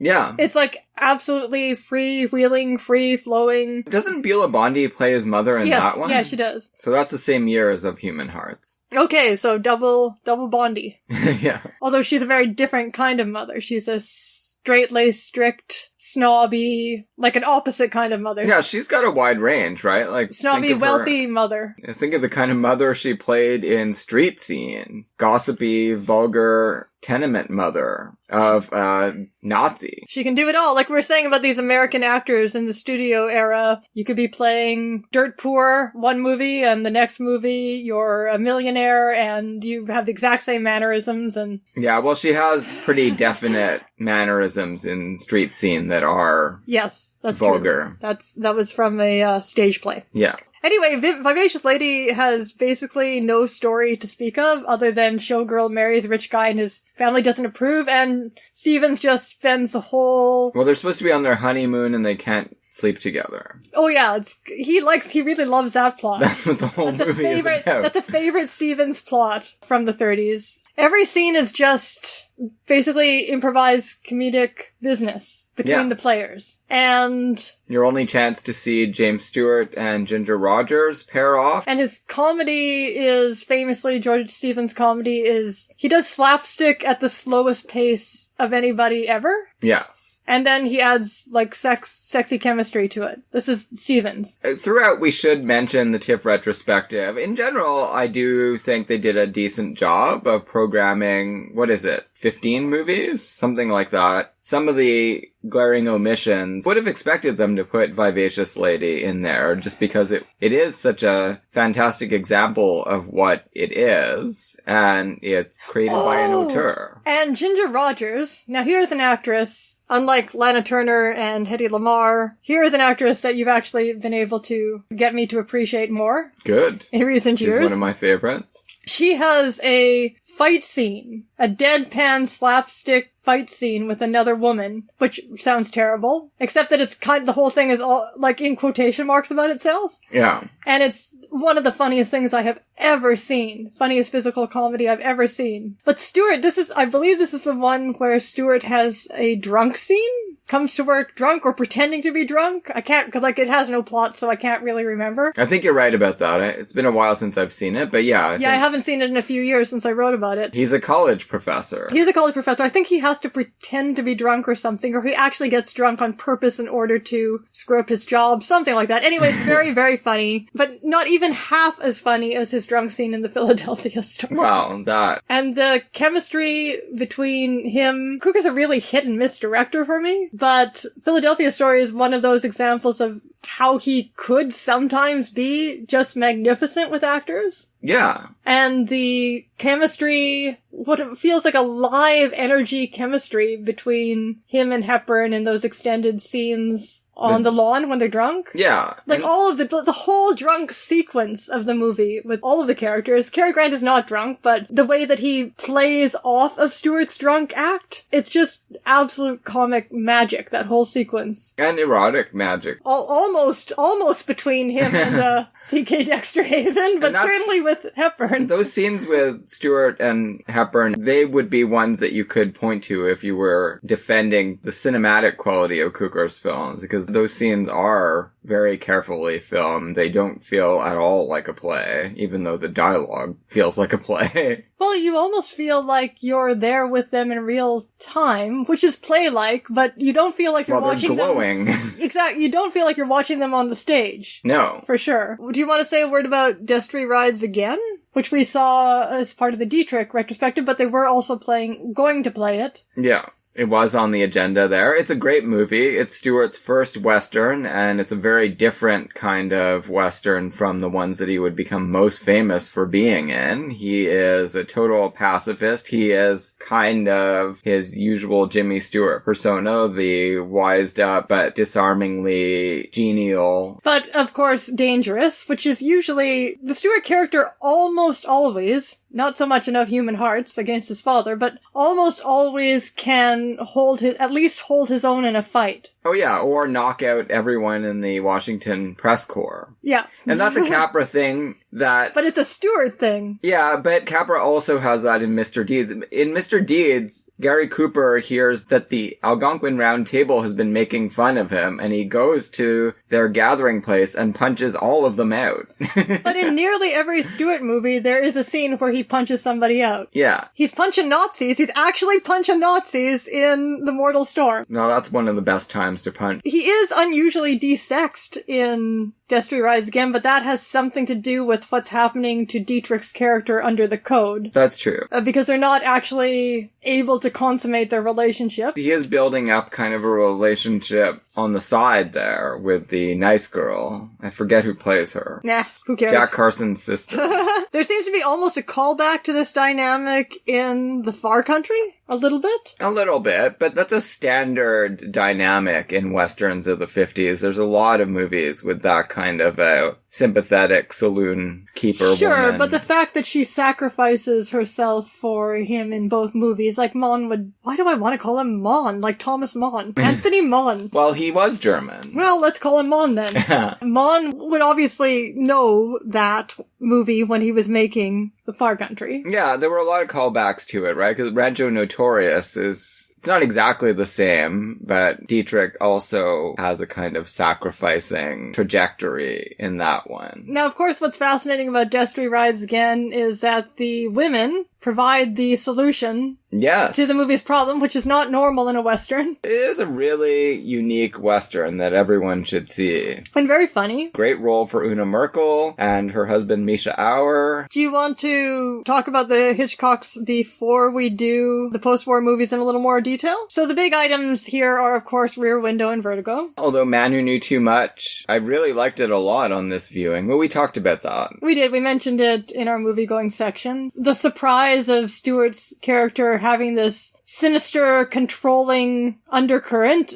up to and including sedating his wife to prevent her from having inconvenient emotions. Shocking scene. And this is Hitchcock poking fun at the American family, obviously. Oh, yeah. The idealized American family. Rear Window, like Mr. Smith Goes to Washington, a key Stewart film that has never had a lot of resonance for me. But I had a good viewing this time. It's not my favorite of them. Vertigo, obviously, is my favorite, but I've always loved Rear Window. Looking forward to seeing it on the big screen, but the COVID curtain came down. You were especially looking forward to seeing Mr. Smith, given that performance at the end of the movie and given what a gorgeous movie it is. Yeah, that's pretty sad. We also would have been seeing CinemaScope Man from Laramie, which is a real kick in the crotch, now that we've seen that, because I didn't know that that was in CinemaScope. Despite everything I've been saying, cursing CinemaScope in our Jennifer Jones series, that's because we're not watching them on the big screen. Right. Which would make a really big difference. Rear Window I had trouble with because... Well, partly because the relationship, well, I can't do a lot with Grace Kelly, and their relationship isn't terribly interesting. As such, I agree. It's kind of a Mars and Venus relationship. Yeah. It's not what you really want to see, but I think it's one of the most amusing ways to work with that very limited template. I do like Grace Kelly a lot. I agree that she's limited, but when you put her in a role that she's suited to, I think very few people are better at doing the kinds of things that she was asked to do. the other problem I always had with it is this standard reading that developed of it being a movie about movies, Well, which as such is really boring to think about. I have more fun thinking about that, like what the camera's doing and what voyeurism is doing in Vertigo or Psycho, than when the movie is saying, hello, I'm about voyeurism, like this one is. There's only so much I can do with that. If the movie isn't doing something psychologically interesting with the voyeurism, then why do I care? But this time, I just saw it with completely fresh eyes, and I was like, this is this really fucking weird movie that's about a symbolically castrated man and two women solving a mystery together like the Hardy Boys. Yeah, or Nancy Drew. Yeah. Yeah, a big inspiration for Lynch. Like, they're basically the only three characters other than the detective that doesn't get it. Wendell Corey. Who's not in on it. It's really an odd movie in terms of gender. And then Thelma Ritter is fantastic she is. in this movie. And there's this whole Freudian allegory going on where everything Jeff sees is a reflection on his relationship with Lisa and his fears about marriage. And one of his fears we see with this endlessly sexing honeymoon couple, including the man who keeps going out for a smoke break, like Sam in Psycho, opening that window, and the woman keeps calling him back. One of his fears is being sexually devoured. Endlessly sexing? I don't know. The movie takes place over a very short period of time, and they're already basically not speaking to each other after a week, so I don't know. But every time he looks out the window, the man is trying to take a break. I'm not sure if we're And she's calling him back. Yeah, but I don't think at that point she's even calling him back for sex. I think she's just annoyed with him. I think the movie, again, its approach to gender is at once very interesting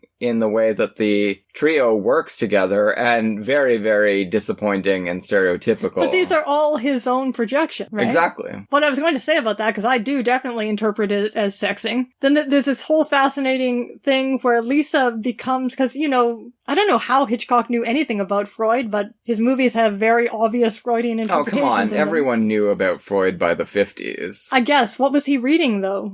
You didn't necessarily have to be reading it directly from Freud's casebooks. You could just be getting it through the ether at that point. And everyone had an analyst in the 50s. Everyone in Hitchcock's social set. So Lisa becomes interesting to him as soon as she starts acting as his penis substitute by going across the barrier into the real world of action and performing these daring acts on his behalf to solve the mystery. Well, right? yeah, because he spends the first half of the movie telling her that she can't do these kinds of things. She's not suited to it. She's only meant to be looked at. He also, goes through this whole thing of working through his castration anxiety by watching her do this and not having any control over her, seeing that she emerges from this test okay in the end. She emerges exhilarated. That's what the fear of sexual devourment is, the fear of symbolic castration by the woman. Sure. By her demands, right? Yeah. So that's what he has to go through psychologically. He has to go through this. He has to at once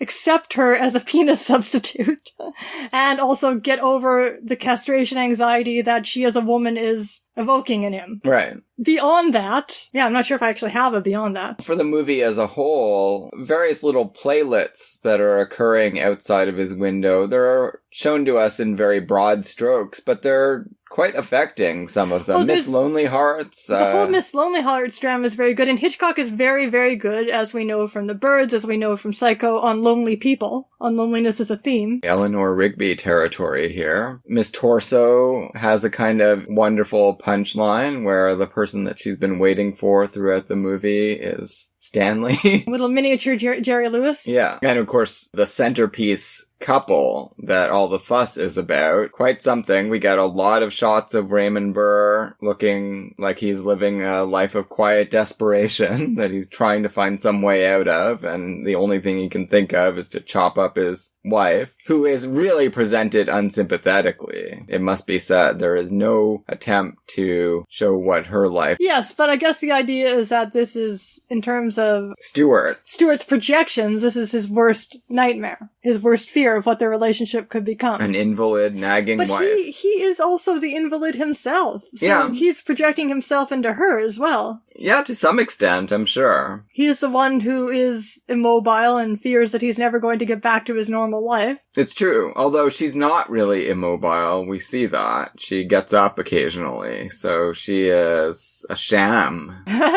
He's not, though, and he gets another broken leg for good measure by the end. In terms of the Stewart persona, of course, there's the helplessness that is actually physically imposed upon him in this movie. We get to hear his gurgling shriek at the end when he is almost thrown out the window by Raymond Burr. Very rarely have I ever seen a movie that so effectively, like a thriller, that so effectively endangers the male character. That you're like really, he seems completely defenseless at the end. All he's got is his flashbulb. Yeah, well, which would be the kind of ploy a woman would have to use normally, right? Sure. It's a look beneath the hood of masculine self-presentation, right? I mean, Stewart is talking like the ultimate He-Man throughout this movie. And he's too good for Grace Kelly. He's going to just completely ignore Grace Kelly and throw away her sexual offerings. Because he needs to be free to roam about the power and the freedom. The steppes and the savannah and with anywhere else. Penis substitute camera. In the end, even out of shape, white hair dyed Raymond Burr is monstrously threatening to him, and he's just saved in the nick of time. This is actually more like the performance that he needed to give in Seventh Heaven. Of just like being completely self-sufficient and ignoring the woman who's trying to ingratiate herself with him for the first half of the movie. So that's what you wanted? Yeah, more like this. Okay. Okay, interestingly though, by coincidence or not, because Hitchcock did watch everything, The Naked Spur is the first time, as far as I know, that we see Jimmy Stewart hanging off of a ledge, and that is at the end of the movie, and that is the year before Rear Window. It's very possible that that was an influence on Hitchcock going forward. Well, Hitchcock loves literal cliffhangers. He does, yes. Hitchcock has that in Saboteur. That's true, but he clearly comes to closely associate it with Jimmy Stewart. Actually, before we talk about Vertigo, probably should talk about the Manns, because they're all taking place before Vertigo, and some of them before Rear Window, and they're certainly contributing to the late exploitation of the hysteria in Jimmy Stewart's persona, as well as the darkness that's brought to the Vertigo role, much more so than Rear Window. Quite something, this collaboration between Stewart and Mann. It starts in 1950 with Winchester 73. They just made movie after movie after movie for 5 years, and they had a falling out, and that was it. After Man from Laramie, that was it, I think. Strategic Air Command is also 1955. That's a really charismatic movie name. I really hate that Air movie. Command. That's another one I saw early on, and I was like, I can't believe I'm watching this. It's just Jimmy Stewart fighting proxy war against the commies. Now, see, this is why because Stewart made so many great films with great auteurs, this is why I really limited myself to the best Stewart for a long time, because I just didn't want to dilute the experience of my awe at Jimmy Stewart's performances. Sure, but Strategic Air Command is made with a great auteur, Anthony Mann, and it's still not very interesting. He plays a baseball player who was in the Air Corps in the 40s and is called back into service to help develop the net that will protect America from any kind of sneaky Russian invasion by air, and he gets really into it. Night Passage is the movie they were going to work on together, and then all it says when I was reading about it is that they had a falling out and never worked together again. Odd. Anyhow, so how would you rank these? This is the ranking I got. So, you're ranking we decided to watch them all. And keep in mind that other than a second viewing of The Naked Spur today, that one we did see in the theater. That's the only one. No, we also saw Bend of the River in the theater. Those are the only ones we got to see in the theater. I've only watched any of these once, but my first impression was Naked Spur number 1, Far Country, number 2. Bend of the River, number 3. Man from Laramie, number 4. Probably would have been more impressive in the theater. And that leaves Winchester 73, number 5. Yeah, I think that's the exact same ranking I would give them. Well, that's not normal for us. Usually we have slightly different rankings. Yeah, so those 5 are Westerns, and they also made, within that same span of time, Strategic Air Command, Glenn Miller's Story, and Thunder Bay. So 8 movies in 5 years. Well, that would be enough to make anybody fall out, really. I guess so, eh? I think that's how the Smiths did it. So Winchester 73, that was just a snooze for me, and Jimmy Stewart is hardly in the picture. It's the first one. It sets the tone. Okay, so Anthony Mann, we should talk about him a little bit. I don't know anything about him. Oh, well, I know he made all those noirs, but I'm actually not terribly familiar with them. Of course, having seen these Westerns, I would like to get familiar with them. Yeah, well, do you know how he got his start? I was reading up on him today. No, you read up for this time. Very briefly, I looked at some stuff on him. He was hired by Selznick. Selznick the Great. Selznick hired so many great people, discovered and hired and promoted. So he worked in casting and doing some assisting on movies at the tail end of the 30s at Selznick International Productions, including Rebecca. Right. Then he moved over to Paramount and did some more apprenticing there, and then he finally gets a chance to direct his own movies in the mid-40s. He makes a few sort of halting B pictures around here and there, and he really finds his métier when he gets into the noirs. Yeah. And he's mostly working on these noirs at Poverty Row Studios. Yeah. And they are incredible movies. T-Men, that's the Raw one I've Deal. seen before. Actually, I've seen both of those, but not for many years. Railroaded is incredible. Strange Impersonation? I think that's what it's called. Strange Impersonation. That sounds great. Tremendous. Better than the Westerns, would you say? Well... Or has it been too long since you've seen them? The Naked SPUR was a real revelation. That's one I had never seen before, and I loved that. But it's better than any of the other ones. Railroaded, it's not one that gets talked about that much. Raw Deal, rare film noir, first-person narration from a woman's perspective, Claire Trevor. Oh, I love Claire Trevor. Yeah, it's a great, great movie. T-Men. How have we not seen this? I've told you a billion times how much I love Claire Trevor, and she doesn't have enough good parts. Yeah, well, we did watch it together. Oh, that's one of those really early ones where I was working shifts and I fell asleep? I don't know. I know Probably. that we watched it together. It was at the place in Little Portugal. Yeah, I was working shifts and exhausted all the time. Yeah. Yeah, we'll watch them all. I'll pick the Mann noirs as a special subject sooner or later, because I do find them fantastic. Okay, so Winchester 73 was mainly worth the price of admission for me for the scenes with Shelley Winters and Dan Jurier. They're not in that movie nearly enough. I love Shelley Winters in that movie. I think she's really great. Yeah, she herself is not in that movie enough. They're a great comedy team. Yeah, Charles Drake is a complete boob, but he does a good job in that role. Which one is he? The coward. The guy that's whatever. Going to marry Shelley Winters. Who cares? It was such a boring script. Everything was 100% obvious. I agree with you. But at the time in 1950, that movie seemed incredibly daring and fresh, right? Why? There had not been a whole lot of Westerns that took that kind of morally ambiguous tone. How is it morally ambiguous? It really does feel like a noir. Oh, you just mean that the characters aren't obviously good. Exactly. Okay. Westerns rarely had that kind of tone to them, right? They really had been... But it doesn't actually seem to be criticizing anything in particular. It's hard to say. Gun culture, maybe? I don't know. It's celebrating it.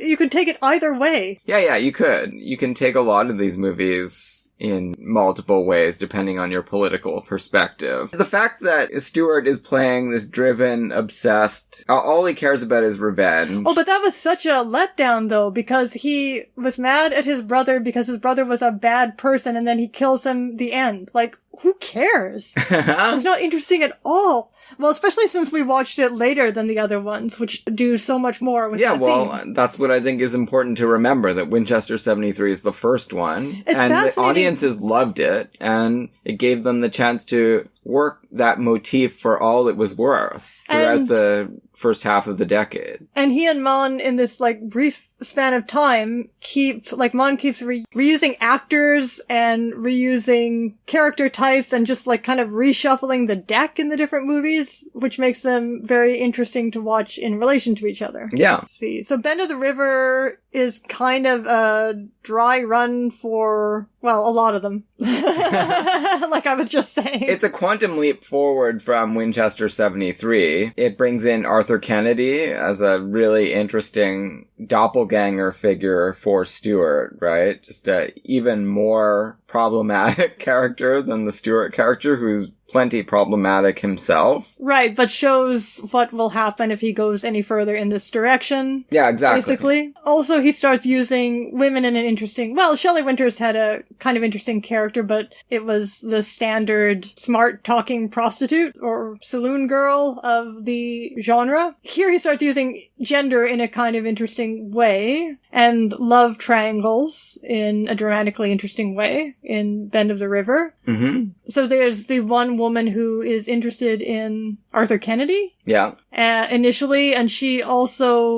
partly interested in him because she is defying her gender role. She seems to be, Stewart seems to idealize her initially as this sweet homebody, right? And she turns out to not be that at all. But she herself ultimately in the movie moves too far in the direction of a kind of, questionable independence, a kind of selfish and amoral independence, right? That doesn't really have anything to do with her gender. No, because... It's not a criticism of her bucking her gender role. No, because Stewart's also criticizing himself by the end for that kind of orientation towards the world. And for the longest time in that film, you are sympathetic toward Arthur Kennedy, right? And then at a certain point, you realize he's lost, basically. He's morally lost. He's morally lost. But these Westerns are playing, the Mann Westerns are playing with the audience's sympathy in very interesting ways. Yeah, and that starts in Winchester 73. I mean, Dan Duryea, I don't think you can be sympathetic to him, but he's really fun. Yeah. And even the brother... No, he's vile. He's one-note vile. He's just despicable. The film focuses on him the way it would focus on a protagonist for quite a bit. Yeah, that's interesting. That's true. So those kinds of perspective shifts following morally reprehensible characters, they also prepare the way for the further flourishes that he is going to unleash on America in Bend of the River and the movies going forward. And yeah, Arthur Kennedy, one of the great American actors, and he's got some pretty good roles in the two movies that he appears in. Watching these reminded me that despite the fact that I've spent my entire adult life avoiding the Western genre of all studio era genres, possibly only the all-male military crew movie is one that I avoid harder. Yeah, we've talked about this before. I also typically avoided Westerns and war movies during my apprenticeship as a classic film buff. Watching these did remind me that I actually like Westerns. I actually do like the genre, and I grew up with it. They were just always on TV when you were bored on the weekend. They would just be there on TV. I never remember sitting down and watching a Western from beginning to end, but they would just be there in the background, and you would, absorb the tropes. There have been a lot of great Westerns made over the years that you really can't contest. I mainly knew the genre, though, from that Star Trek episode, because I was obsessed with Star Trek, the original series. Well, that's a wonderful Star Trek episode. I guess it's controversial. I don't think everybody loves it as much as I do. Well, I do. And that introduced me to the idea, I think, I don't remember the episode very well, but I think that's what introduced me to the idea of the gunslinger as this figure, or the Western as this world in which your one chance of surviving was to be the fastest gun, right? Which was something that, it was kind of like a superhero trait, and it seemed to be once this immensely vulnerable position that you were in, right? Because what if somebody got the draw on you? Ever-present possibility. But also it made you weirdly invulnerable, like a superhero. Because all you had to do was master this one thing and you'd be okay. Well, two things, I guess. Getting the gun out and accurately shooting people. Okay.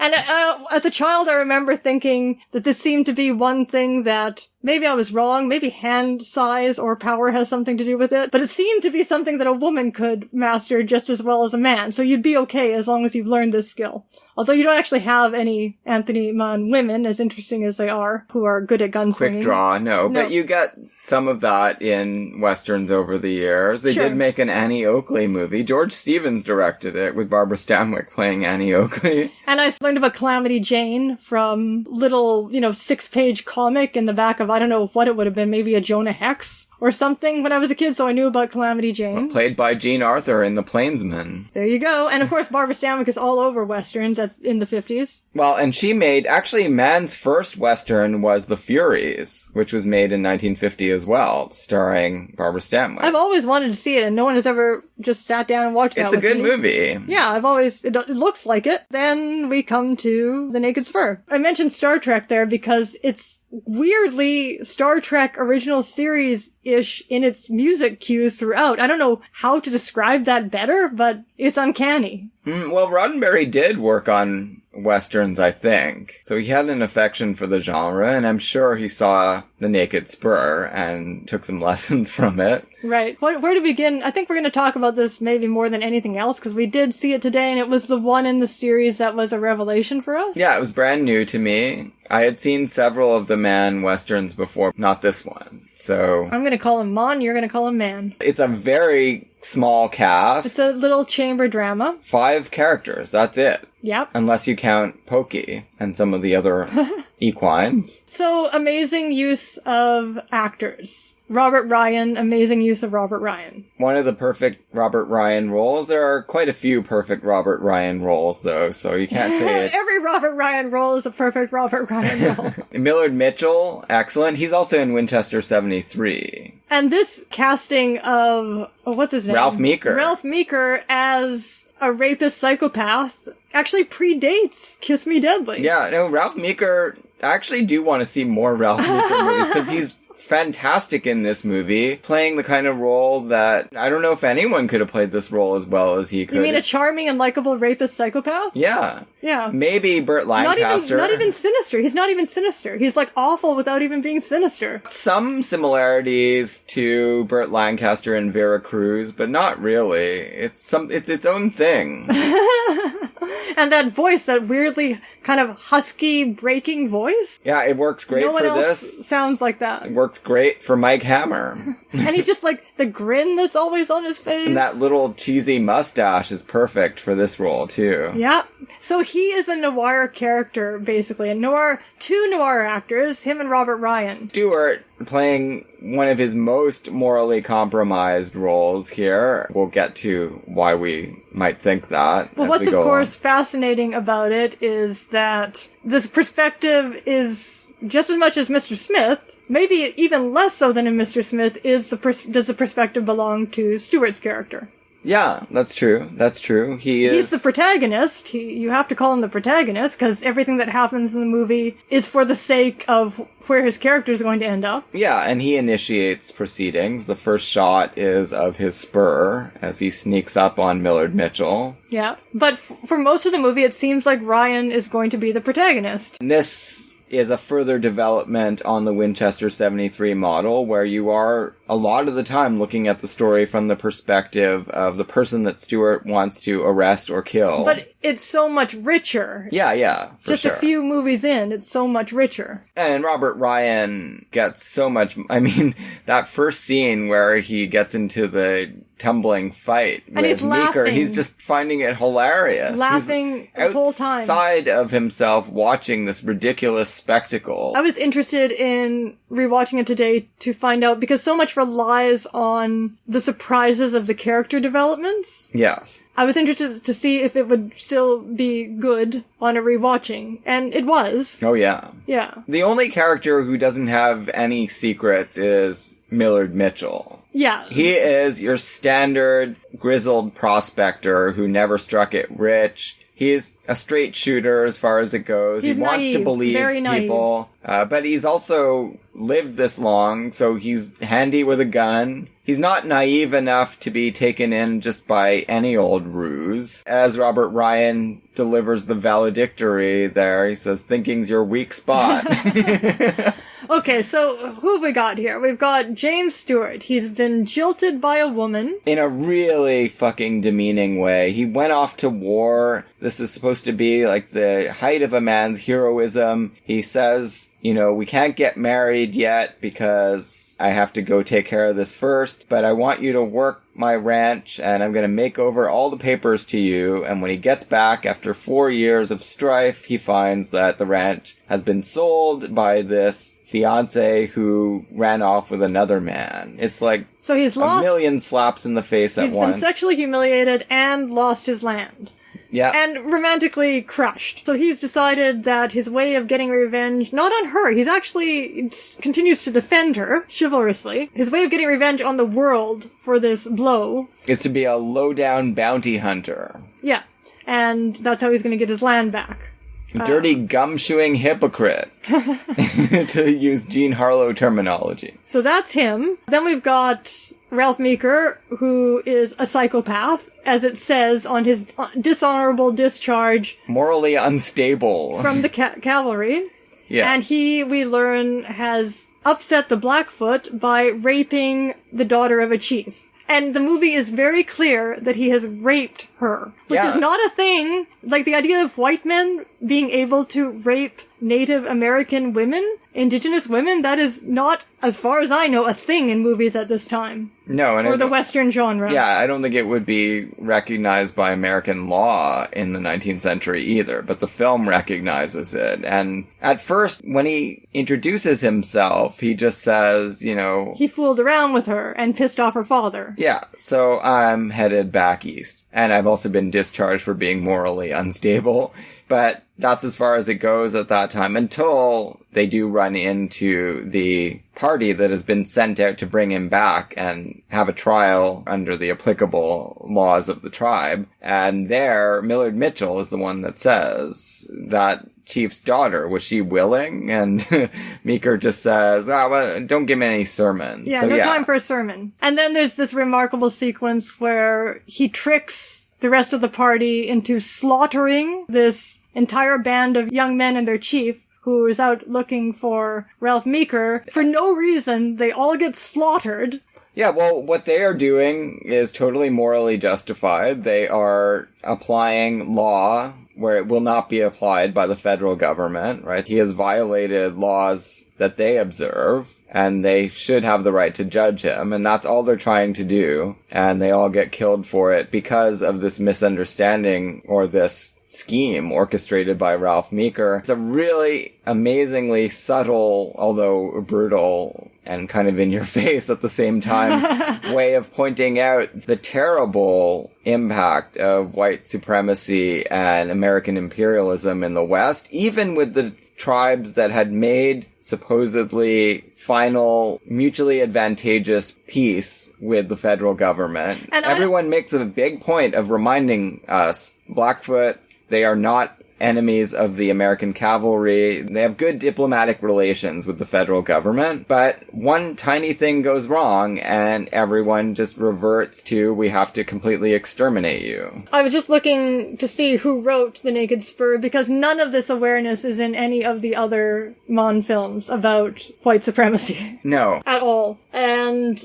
they do have different writers. Borden Chase worked frequently on these films and did write The Far Country. And he was one of those, he seems to have been one of those conscientious liberal Cold communist War hunters. Liberals. Yeah. And he also, I think, worked on Winchester 73. But the writers for this one were, I don't know who they are, but their names were Sam Rolfe and Harold Jack Bloom. So maybe they were bringing a different perspective to it, who knows. But, you know, obviously, if you're a standard meathead American racist in 1953 and you go see this movie, you may not be troubled by the violence there. You might just find it an exhilarating fight. But what is subtle is, because this is not a shot you get in the standard Western, is the way Stewart looks at the dead bodies afterwards for a moment before he gets on his horse and goes on. If you're paying attention and you have any sensitivity whatsoever, you have to realize that that is the impact that all of this has been leading towards. That that this was an absolutely senseless mass murder. Still don't know who these guys are, Sam Rolfe and Harold Jack Bloom, but their most famous credits that they went on to were The Man from U.N.C.L.E. Who knows where this awareness came from for this one movie only. And then we have the prospector, the naive prospector with his little donkey friend. Pokey. And we have Robert Ryan.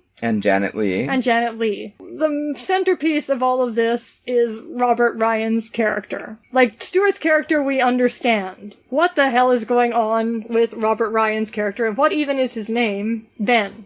Ben Vandergroat. He is the devil. Like, that is his trope. Playing people off against each other more often than not. There's at least two layers going on here where, on the one hand, it's very easy to identify with him because these men want to kill him. Yeah. And even if he is a terrible person, you can still understand why he wants to play them off each other and get away. But it's a Robert Ryan performance, so layered on top of that sympathy is this demonic distance, this demonic ironic distance, as you say, and the obvious pleasure he's getting, and his deafness. The deafness of his manipulation, right? Yeah, I mean, he can observe himself and laugh at himself from a distance, and he even more so can observe all of the dynamics going on between the other members of the limited cast, and he does know exactly where to push and pull in order to create dissension in the ranks. And he's also been manipulating Janet Leigh the entire time. She's the audience surrogate. She is, because just as he tells her right at the end that he's been taking things easy with her and not showing her the full extent of his malice. It's the same with the audience. We never really see him do anything that is unmotivatedly evil, right? He's just defending himself. He's wanted for murder. But he's having a little too much fun doing it. He is. But still, this is a lovable rogue or whatever. Yeah, he sure. may not even have done the thing that he is being brought back for, to be executed for. Well, the masterful casting of it, although I don't know where Robert Ryan is in his career right now. Oh, well, he's well along, obviously, in right? terms of playing an absolute shit every time? Most of the time, yeah. I mean, Because he becomes an important character in noir in the 40s, although not always as a bad guy, right? Like, the setup, he is a very sympathetic boxer. what year is Caught again? Is that 50? Because the masterstroke of the casting seems to be that well, here's the real masterstroke of the casting. You don't know whether he is being cast in type or against type. You don't know whether it's going to be revealed that after all, this is a Robert Ryan role, or after all, this isn't a Robert Ryan role. Yeah, that's right. Yeah, I mean, maybe you're gonna get this extra information that he was completely innocent. He's never actually killed anyone except in a fair fight. And we do have to remember that in all of these westerns, people are killing each other left and right. And whether that's murder or not depends on whether you shoot them in the front or the back and whether they have a gun or not, right? It is, in a sense, it's anarchy and the war of all against all, but there is a code that most of the people involved in these antics observe, and that does prevent it from being complete anarchy. So, what do you make of the direction the movie chose to go in? Well, I think it's the perfect direction for what they're trying to do, which is get to the Stewart scene at the end, which is one of the greatest scenes he's ever played. It's true. But for that to happen, they do have to throw Robert Ryan under the bus by the end and make it pretty unambiguous that he is the worst person you'll ever meet. Yes. He does get a speech, kind of like a femme fatale or something, pseudo-defending himself. Yeah, his parents... Well, no, I don't mean that one, where he probably is telling the truth there. Yeah, but he's already so far gone in irony. Yeah. That even he himself isn't able to move himself with his own story. Oh, no. He's like, oh, well, you know, my parents died and I was like a nothing from the beginning of time. And it must be why I'm such a bad man. And then he kicks dying Stewart off of his horse. Yeah. But I mean the speech at the ending where he gives a worldview that is entirely nihilistic. Sure. And that has been built up out of... Well, it's partly stoic as well. Well, he says, look at that peaceful old man who's dead with his donkey nuzzling him. Yeah. I mean, he's so much happier than the rest of us. Yeah, I mean, he was never going to get what he was looking for anyway. I took him out of all that by shooting him in the chest. And the only way I am going to be able to get on in life is to act as though someone is trying to kill me at every moment and kill them. Yeah. First. And if you don't like it, I will force you into submission. Yeah, very nearly succeeds. The only thing that keeps his final plan from working out is Janet Leigh, because he would have been able to shoot both Stewart and Meeker in that scene where they're going up to see about Millard Mitchell. Yeah, so he's been keeping her around in case she comes in handy for sex, but also anything else she might be useful for. Yeah, and distracting other men. One of the big humanizing things for him all the way along is that you almost believe that maybe he does have these feelings. Paternal, you mean? For Janet Leigh that are not completely lecherous.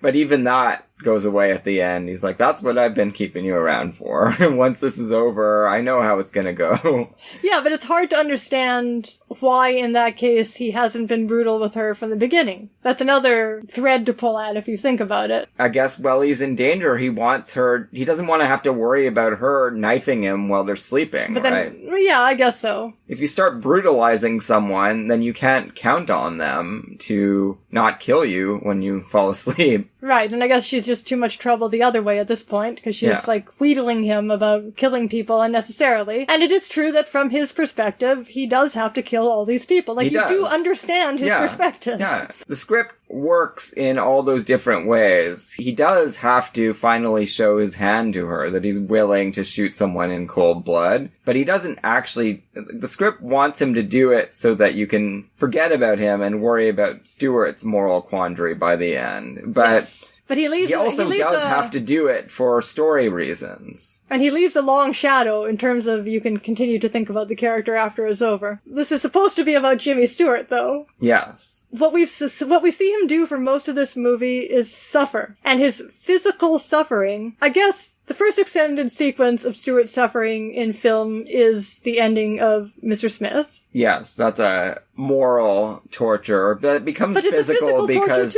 he's put himself through an endurance test that none of us would pass. And then It's a Wonderful Life I've often joked that it should be called The Passion of George Bailey. Sure. Because he is suffering from the beginning to the end of the movie. Yeah. More intensified form as it goes along. Until the bell rings. Yeah. And then Mann is really picking up on this in these westerns and really developing it, because here Stewart's physical and moral suffering stand in for each other. He takes some very gory falls and bullet wounds in Naked Spur right off the bat. I mean, he's getting a little old in these movies. He's in his mid-40s. And he was always pencil thin. He always comes across as physically frail despite his height. Yeah, to some extent, for sure. But here, he just doesn't look like the kind of guy that you would immediately imagine that he can climb a sheer cliff. Well, no, and he doesn't. And Ralph Meeker does do it. Yeah, the first big physical test he comes to, he fails. He falls, and Ralph Meeker is like, well, I'm 10 years younger than you. I'm just going to do this with no problem. It's very interesting, actually. I just want to stop here. Jimmy Stewart went from being the absolute embodiment of youth in films to being the absolute embodiment of crotchety late middle age. That's what Mr. Potter says to him. What are you but a bitter, warped, frustrated young man? Yeah, I mean, It's a Wonderful Life is the pivot there, where he kind of manages to almost do both. We missed a lot of years there where he was in World War II, where he might have played something in between. But he really doesn't have much of an opportunity to do that. Just as much as Jerry Lewis, doesn't he become a symbol of America that way? The perpetually naive boy who just somehow goes into angry, crotchety manhood without passing any kind of period of mature bloom? Yeah, I guess so. One of the actual fascinating things about Man Who Shot Liberty Valance. Let's talk about Man Who Shot. Let's insert it in here. He is playing a role that would have made sense for Jimmy Stewart to play in 1939, but he is in his mid-50s at this point, and he's supposed to be like a naive boy with some law books. When he shows up, like, it's a flashback movie, right? So I liked that movie. I liked the movie. Yeah, it's certainly a well-made good. movie. The way it used Stewart, even as an actor, let alone as a persona, was not good, was not interesting. No, not really. He spends the entire time shouting. Like, the whole movie is geared toward pretending that this progressive is the protagonist, right? But no, it's John Wayne. But throwing all of the sympathy toward John Wayne, and finally, at the end, even the woman who chose Stewart over him regrets it. And John Wayne, to his credit, I'm not a John Wayne fan. He's so charming in this movie. He is really good in this movie. And his freak out when he burns down his own house is quite a brilliant exhibition. He's playing a Jimmy Cagney gangster role in that he's symbolic. Like, mainly the movie's didactic allegory makes absolutely no fucking sense when you think about it. But if you think of it as he's playing this sacrificing gangster role who, by the laws of genre, has to not be romantically chosen because he belongs to the past, to a violent past, a mythic past of America, then the character becomes very winning. That is a great line, when the legend becomes fact, print the legend. But the allegory doesn't make any sense. Like, no. If this is liberal progress, if Jimmy Stewart represents liberal progress, and the idea is that liberal progress is founded upon violence, it's just violence in another form. But the fact is he actually didn't commit the act of violence, but he's pretending that he did. So I don't see how that makes any sense. It doesn't. But as a love triangle movie in which it's got the same dynamics as the gangster movie, it makes perfect sense to me. But anyway, Stewart's performance is completely one note. He is directed to shout the entire time. It's awful. He's cringeworthy. Lee Marvin's Liberty Valance is not an interesting character either. No. I mean, Lee Marvin can do a lot of things, and to his credit, he certainly, nobody can be any nastier than Liberty Valance is in this movie, but it's totally unmotivated. He's not fun. Even as a Lynchian symbol of vague evil, Why do there have to be people like Liberty Valance? Who cares? Yeah. It's just not interesting. What is interesting is the performance of Edmund O'Brien. I didn't even know he could do that. Oh, he's a wonderful actor. And just the fact that Ford is being very daring with anti-realistic performances. I don't know how much it works for me, but it is something interesting he's attempting. Vera Miles is fun. Yes, although it's not what I would have hoped for her. I mean, The Wrong Man shows the world what Vera Miles could have done, and somehow she never really got to do anything that great again. Maybe the closest she came is Mirror Image, the Twilight Zone episode, which is amazing. And the way that the movie, although being made in 1962, doubles down on the Stephen Fetchit role in that scene, in the schoolroom scene, although not being played by Stephen Fetchit. No. Being played by Woody Stroud? Yeah, Woody Stroud is heinous. Yeah. In 1962, that's like spitting in the face of civil rights. Yeah, well, John Ford probably did want to do that. He's not someone with good politics, that's for sure. So,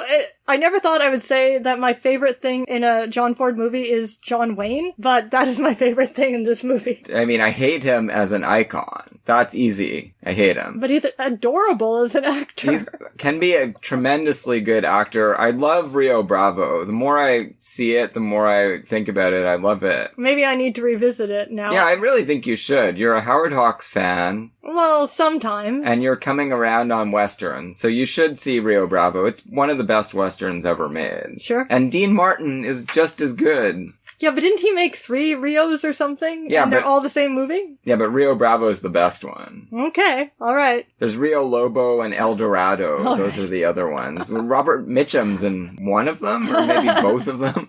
But he's not in Rio Bravo. Let's talk about the far country. This is going to be such a long episode. Were we done with the Naked Spur? Are we done with the Don't Naked we want to Spur? talk about Stewart's final scene? Wow, how did he and Mann together just do that? Just make the whole movie in that moment, in one moment. Yeah. Just from his voice and his face. What can we say about it? Yeah, you have to see it. You have to see it. We could tell you what happens in it, but it won't explain why it makes it one of the best movies of the 50s. That's what really convinced me that it's a movie that can withstand multiple viewings. Sure. And had me in tears again at the ending. This is the thing, though. The moral allegory of the movie is very simple. So if they can't sell it with that final scene, like can't emotionally sell it, then the whole movie's not going to work. Now, speaking of moral allegories, The Far Country, which was my second favorite. Yeah, this is one that I'd seen it once before, and I didn't remember being all that impressed with it, but this time I really did love it. It really snuck up on me because, again, it's very didactic. I guess that's just what Westerns are, I'm starting to learn. It's very didactic and seems... Well, they're about America, the meaning of America, yes. Seems to be very, very simplistic, and just saying the same thing over and over again for the first third or half. Or something. But then as soon as they get to Dawson City in Canada... Yep, Yukon territory. Everything becomes vastly enriched, and all of the types, the really simple types and their motifs, start interacting in a way that's so complex that it became fascinating. And then again, it had a very emotionally powerful ending. It really does. Ruth Roman is excellent in this movie as the saloon keeper. Yeah. She's probably best remembered now for being in Strangers on a Train. Oh yeah, oh my god, that's who that was. That's a real thankless role she has in Strangers on a Train. But it's her most famous movie. She's very good in King Vidor's Lightning Strikes Twice. Is that what it's called? I like that movie, but I've only seen it once. Who does know? So Borden Chase worked with Robert L. Richards on Winchester 73, apparently an anti-commie and a commie. And Bend of the River is Borden Chase. By himself, he is the anti-commie. Naked Spur, Man from Uncle Guys, Far Country. I think it's Borden Chase by himself again. Yes. Borden Chase again. Let's just do Man from Laramie to get this all straight. Oh, that's Philip Jordan, isn't it? He's a famous screenwriter. And Frank Birch, so other people again. So Borden Chase is responsible apparently for this one. Who knows how much screenwriters ever actually contribute to the finished product in a Hollywood movie? But thinking about him as an ultra-liberal made me develop a theory about this movie as being liberal defensiveness, McCarthy-era liberal defensiveness, in that it is explicitly attacking the idea of taking American individualism, pioneer individualism, into a libertarian direction. Yeah, all of these movies are in various ways meditations on the morality and the political utility of libertarianism. What do we want to say about that exactly? First thing we see of Stewart is he shows up, he's got cattle, he's meeting his best friend Walter Brennan, and he's killed some people and I mean, he just, in all of these movies, Stewart kills people pretty, much at the drop of a hat. Well, not in The Naked Spur. There was a fight on the trail. He had 4 guys who, 2 of them tried to rob him. The other 2 don't seem to be too friendlily disposed to him either. And he somehow managed to kill 2 of them and disarm the other 2 and get the cattle in. And he just has a perfectly nasty expression on his face from the beginning of the movie. A sneer. And when the cops come for him, he thinks nothing of starting some more trouble on the boat. He's ready to kill them too if he needs to. He hides out in Ruth Roman's room. That's a stroke of luck for him and for the script, so the movie doesn't have to show him shooting down police. Interestingly, he's very, well, you don't think this necessarily immediately, but when you see him in scenes where he's not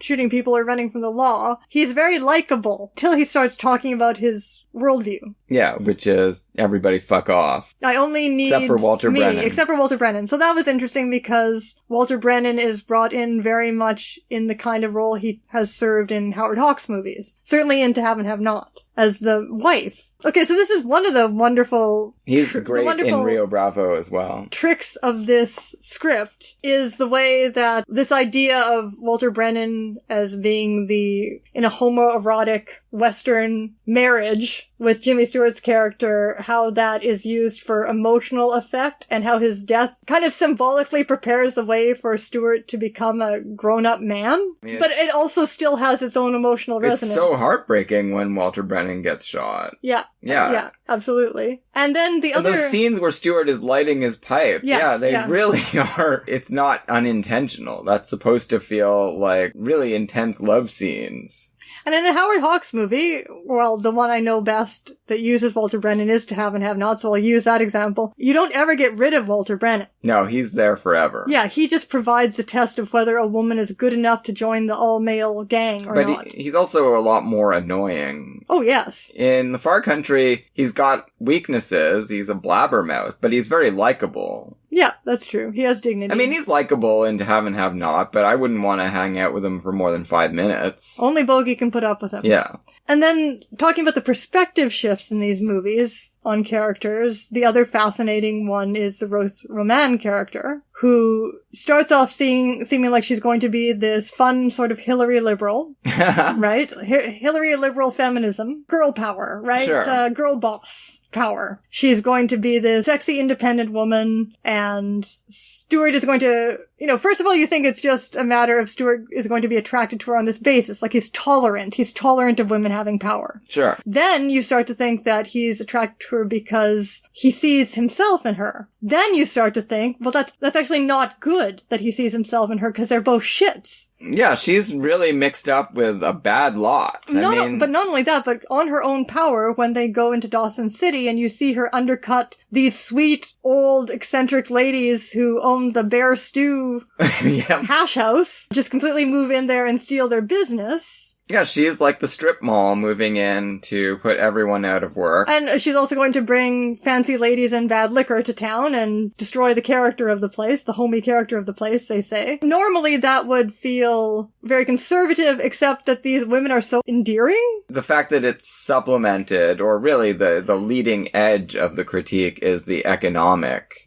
issue, that she can buy things in bulk and put everyone out of business. So then you get to the point where it's like, okay, so actually this liberal feminism is a bad thing, but it's not being, it's not being, as in Bend of the River, it's not being critiqued as feminism, it's being critiqued for the economic angle, right? But then the perspective on her shifts again. Because she's not really in charge of everything. She is kind of second in command to John McIntyre, the evil judge. He's so much fun. And he's kind of standing back and laughing at everything the way Robert Ryan He's a Robert Ryan type character. Jimmy Stewart gets the drop on him and steals his cattle back. McIntyre sets out with a party to kill him, but Stewart gets away and he just takes it as good laugh. And he's like, you'll have to come back my way.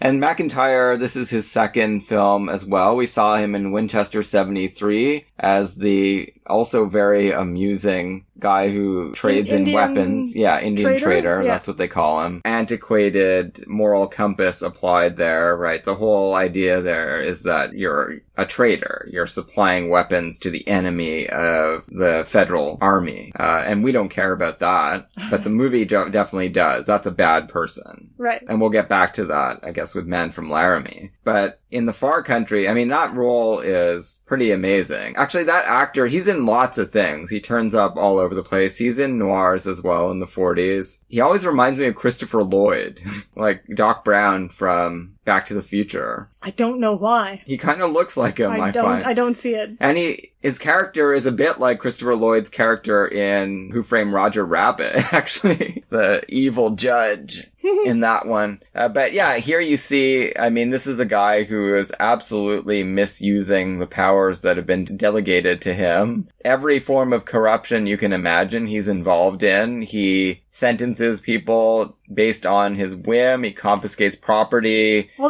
that's for his use. Ultimately, what happens is he's taking all of these claims away from people. Yeah, I mean, he's helping to bankroll the evil saloons, and also he's just outright, it's his men that are doing all the highwayman type stuff, relieving people of their hard-won, hard-panned gold. All of these various things that are going on dovetail in the Walter Brennan-Stewart relationship when they're going to take off again, right? So Walter Brennan has always wanted them to get enough money to settle down and have a home together. In Utah. And that's why he has a bell on his horse for the eventual home that they're going to have together. Yeah. But Stewart is restless. He exemplifies American westward moving restlessness. When you get to the Pacific Ocean, all you can do is veer north. So he decides they're going to move on again. It ends up getting Walter Brennan killed because they're jumped by the judge's men. Yeah. And because Walter Brennan can't keep his mouth shut. because he's sweet. Yeah, he trusts people. He shouldn't trust people. So Stewart is right about that, but he's wrong about... not settling down when he has the money to do so because he's not making himself or anyone else happy. No. He had an opportunity to help the community that he refused. Because he doesn't trust anyone, not even those wonderful people. J.C. Flippin is a major character there. We've seen him before as well. He's in Winchester 73 as the commander of that base, army base that gets attacked. Sure, yeah. And this is a scene that has to happen in every Mann movie with Stewart, all of the westerns, where Stewart gets a living hell beat out of him. Oh, yeah. It's kind of a development of that, is it Farewell, My Lovely? Where Marlowe is locked up in the madhouse. I had to give you digitalis. Yeah. And he's rendered completely helpless and passive, right? And kind of tortured. You always think of that. I think more of the glass key. Well, both. Yeah. Are they both? They're both... no, one's Hammett and one's... Chandler, yeah. But it's kind of like a development of that from noir... Sure. Using the Stewart persona in these westerns, right? Yeah.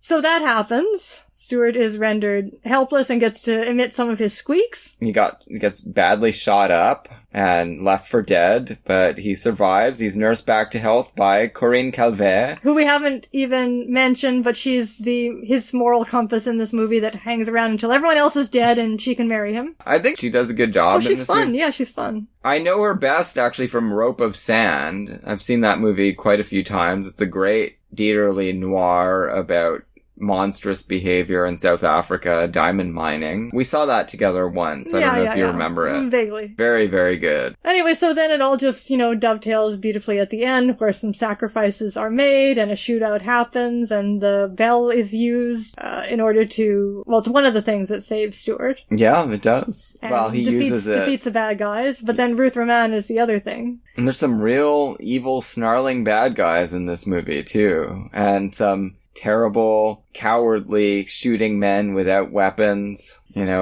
then and then finally the close-up at the end of the bell that is now finally going to serve its purpose. Too late for Walter Brennan. Too late for Walter Brennan. But for the heteronormativity, it's great. Yeah, that ending had me in tears. It's an excellent movie. So those two, Naked Spur and Far Country, I think are just perfectly made. And then we haven't talked about Man from Laramie. Well, I think the best thing it had going for it. So it's made in 1955, which is a real year for family melodramas. I think Written on the Wind is 1955, isn't it? Let me check that. 56? No, you're right, 56. But this is the era of the family melodrama, of the big, sprawling, epic family melodrama. But if you want a family melodrama, this one is very thin. Written on the Wind does this way better. Or if you want it in a Western setting... Well, Home from the Hill is a great one. That's 1960. There's Home from the Hill, there's Giant, there's, of course, Duel in the Sun. All better. Oh, yeah. I think the main thing this had going for it, which would have been so much more impressive on the big screen, is its... cinematography. It's noir Western cinematography. That's the only way you can describe it. Good performances by Stewart and by Arthur Kennedy again, who has a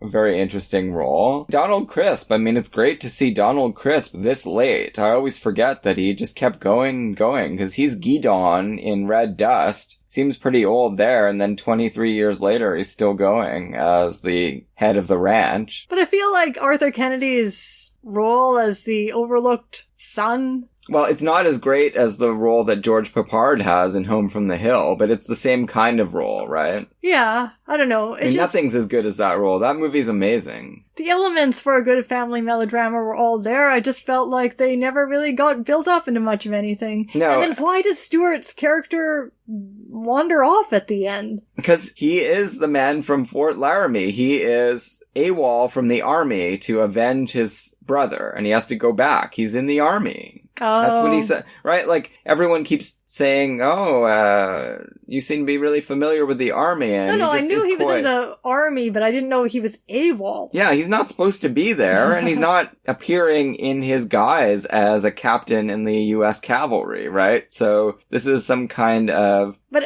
in terms of a genre move, I didn't understand why he had to. Well, actually, in terms of a genre move, it does make sense. In terms of his character and any possible interesting development of it within the movie, the ending did not make sense to me, of him just wandering off again. Leaving He's Kathy not John O'Donnell. Wayne. This is not The Searchers. Yeah. He's not like a perpetually lonely man. Like, I don't know. I didn't buy it. It fell flat for me too, but I feel like it wouldn't have fallen flat for people who have some kind of piety about the army. Well, yeah, that's a real problem. That's why I guess in this instance, the two movies that we agree with the best, agree with the most politically, are also the ones that we found the most dramatically compelling. Yeah. Big coincidence there. Yeah, what a surprise. But apparently the Mann Westerns with Stewart span the whole range of political feelings, so there's something in there for everybody. There is, yeah. No, this one is more akin to Strategic Air Command, but much, much better. It's still a much better film than Strategic Air Command. The guy playing Dave, he's such a sniveling fucking weasel that maybe he's perfect for that role, but it was not compelling. I feel like that role could have been something better than that. But as written, I guess that guy was perfect casting. If you want, well, obviously this is what made me think of Robert Stack in Written in the Wind, the weak fail son. Well, it could be it could be Robert Stack, but that's the only time that particular type of character has ever been that amazing. Well, yeah, absolutely. I mean, I guess he's sort of like on the Joffrey spectrum, right? In Game of Thrones. Yeah, it was not compelling characterization. This was not the best written one of the Mann Stewart movies. No, which is surprising because Philip Jordan is a very good writer. I mean, he's responsible for some amazing things like The Chase. I feel like people were focusing too much on the CinemaScope who made this movie. Yeah, maybe. Oh my god, we still have so much more to cover! What are we gonna do? I don't even know if we can fit Vertigo in. Well, we've talked about Vertigo. We've really prepared the way for talking about where that Vertigo performance comes from, I guess. Yeah. Or that Vertigo character. Yeah, we've talked about Vertigo. Have we? Together in private we have. No, we have. Not as the focus of any particular episode, but when we saw it in the theater, we did discuss it in the end segment. Then do we just want to skip it altogether and talk about some of these lesser known movies? Yeah, because we will do an episode on Vertigo one of these days. It's not going to elude us forever. Obviously, we've talked about hysteria, weakness, Stewart's obsessive reactions to being jilted by women. Like, what more do you have to say about where all of this is coming from, or the kind of things that he's able to draw on? I did notice multiple vectors cited on the way to the massive infection, which is Vertigo. I've read very little about anything to do with Stewart's life or artistic process, but I did somewhere in all of this reading, as we watch these films, come across the information that a co-star talked about his process in acting and said that he would have to work himself up. He would work himself up for these emotional scenes to the point where he was like physically shaking, as you can see on the screen. And he had to really feel it. He couldn't calm down for some time after the scene was filmed. And obviously the greatest of all sustained examples, like the most sustained example of that other than the ending of Mr. Smith is the ending of Vertigo. You were a very apt pupil. Yeah, that whole aria of death-dealing aria as he goes up the stairs with her. Yeah. You know, it's just Stewart talking for what feels like 10 minutes. Yeah. Again. And it's just magnificent. Talking in a way that you really don't want to hear any human talk. And using his voice, that accent and the hysterical cracking of the voice, you know, very much. You could just feel the spit. As a Betty Davis type instrument. What, he's talking moistly? Yeah, so definitely. Well, I guess these aren't actually lesser known films, other than maybe Call Northside 777. It certainly has a reputation among those who do know about it. Yes, Call Northside 777 is a tremendous docu-noir. I found that to be a major omission from the Stewart retrospective, and I don't know, it may have had something to do with this Disney Fox thing. The only noir Stewart was ever really in, unless you count Anatomy of a Murder. I don't really think that... It's often counted as a noir, yeah. And actually, the kind of character he plays has some similarities. Like, they have more similarities to each other than, I guess, any other character he's played. So let's talk about those two, which means we're going to end on Harvey. Sure. So Call Northside 777, what do you want to say about this movie, Dave? Well, directed by Henry Hathaway, it deploys Stewart Oh, I hate, stop saying deploys. Everybody on Earth stop saying deploys unless you're talking about the military. It's so overused now. Here we get almost exclusively the wised up side of Stewart, right? Yeah. You don't get any of the naivete. No, he's a cynic at the beginning of the movie. And throughout, he's just a cynic who is able to deal accurately with facts. It's the opposite of Anatomy of a Murder. Yeah.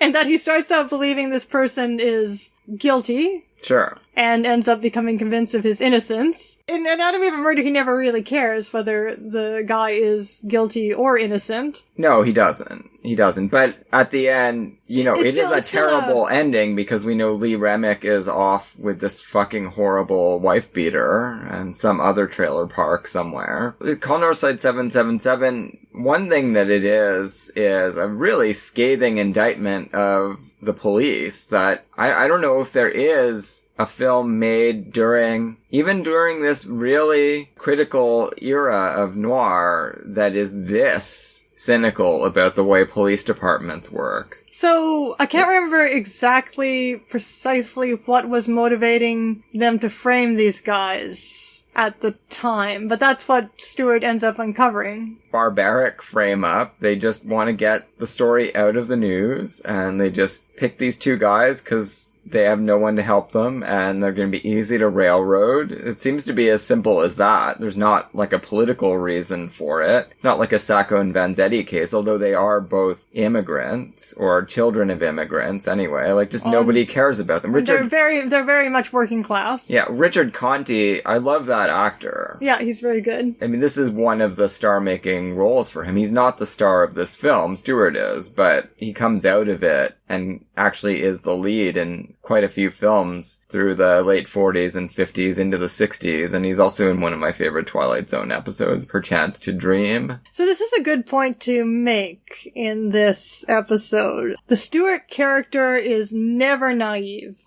And except when we talk about Harvey. We'll talk about Harvey in its own category. No, he's only naive. The Stewart character is never naive. He is always highly intelligent. He is not naive, but he's an idealist sometimes. And when he is an idealist, his danger is that he is such an idealist that he will be delivered a blow so disillusioning that he will become a bitter, shrieking, twisted, hysterical, murderous nightmare. Yes. Exactly. So he's not in danger of that in Call Northside 777 because he has gotten rid of his ideals. He's been through all that trauma long before the movie starts, presumably.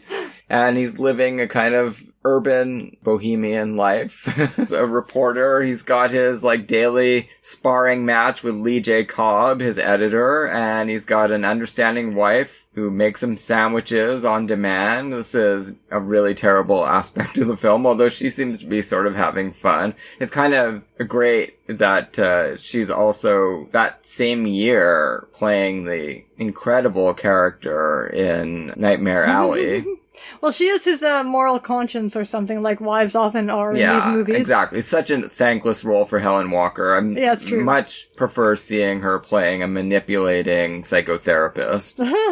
Well, then let's talk about Anatomy of a Murder, which is a movie that is using Stewart in an uncharacteristic way. It becomes very characteristic of his later career. He even has a TV show, right? Hawkins on Murder in the 70s, where he's basically playing the same kind of character. But probably a very diluted version of what seems to be a very cynical take on the whole I'm sure. I've never process. Never seen Hawkins on Murder. I mean, you'd have to squint a lot in order to make Stewart's character... He's not a noble character. No, definitely not. He's in a rough position when we first meet him. He is just scraping by, or not even scraping by. He used to be the district attorney. Yeah. And he lost that job through political machinations, and now he's just sort of drifting, trying to make it as a defense attorney in the Upper Peninsula of Michigan. Very Twin Peaksian setting here, and bachelor lifestyle that he's leading. He's got Eve Arden, his secretary, who he can't really pay. She's always a welcome presence. And you've got Arthur O'Connell, who's a great actor. He plays his drunken pal. Yeah, who needs He's like a Walter Brennan type. Needs to get back in the game. The movie is an examination of what it means to give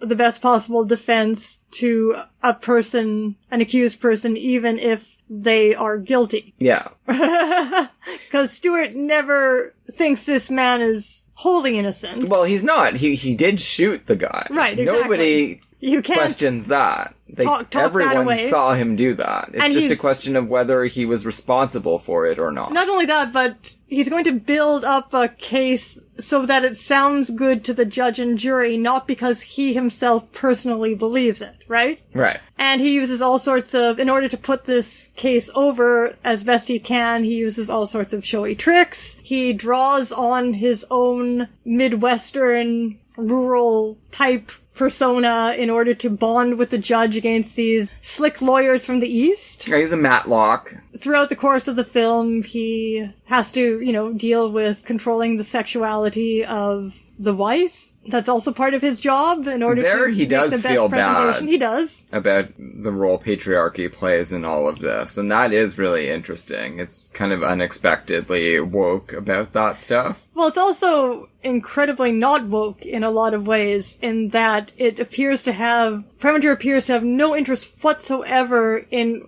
what the impact of being raped and also beaten by her husband would have on this woman, and being humiliated in the courtroom. She's played as a joke. I don't think that's true, though. I don't agree with you on that. I think she is the only really sympathetic character in the film. I know you feel that way, but there's never any cut to her feeling anything in the courtroom when people are laughing about her torn panties. It's literally just a joke, and she gets up there and starts talking about, I never wear panties, blah, blah, blah, blah.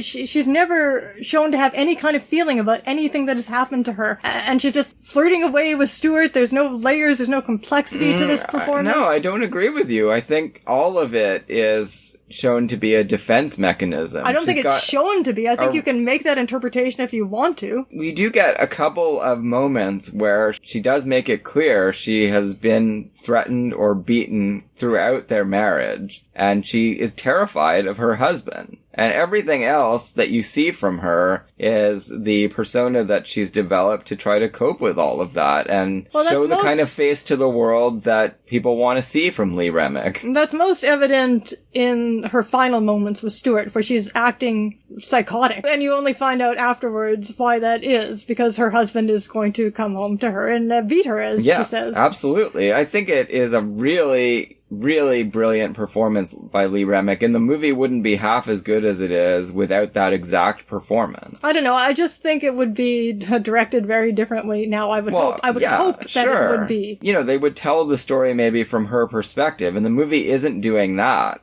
But given that it's not doing that, I don't see how you could do it any better than this. She's running along, she's taking Stewart back to the trailer park and just pointing things out. Oh, there, it happened right there. Oh, and that's where Cutie Pie was, bringing the flashlight and da-da-da-da-da. And yeah, I know, because she's reciting a grocery list. She's not being herself with him. She's being the way society has shown her that they want her to behave. Yeah, but again, nothing being given from her perspective makes it very hard for me to feel that is a wholly intended I think it is part of this role. But we'll have to agree or at to least disagree.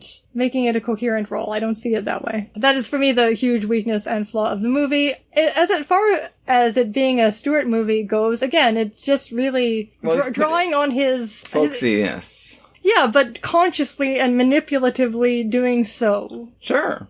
And we also saw that in Magic Town, right? That's his first out-and-out con artist role. Okay. So that's the same year as It's a Wonderful Life. It's not a great movie, but it does show Stewart before all of this supposed first descent of darkness. In a movie called Magic Town, he is very manipulative and totally ironically distant from everything that's going on, as he brings damnation upon this town by thrusting it into the spotlight through political polls, which is pretty fascinating. Well, it's not like he had never played morally compromised characters before. But someone who's that manipulative... I mean, the closest you get before Magic Town is maybe Philadelphia Story, but he's just a pawn in that one. He doesn't even want to be there. He's not the architect of the scheme. When I think of Stewart Darkness, though, I think of it as, like, something very bad coming out of qualities that are very good. Yeah, sure.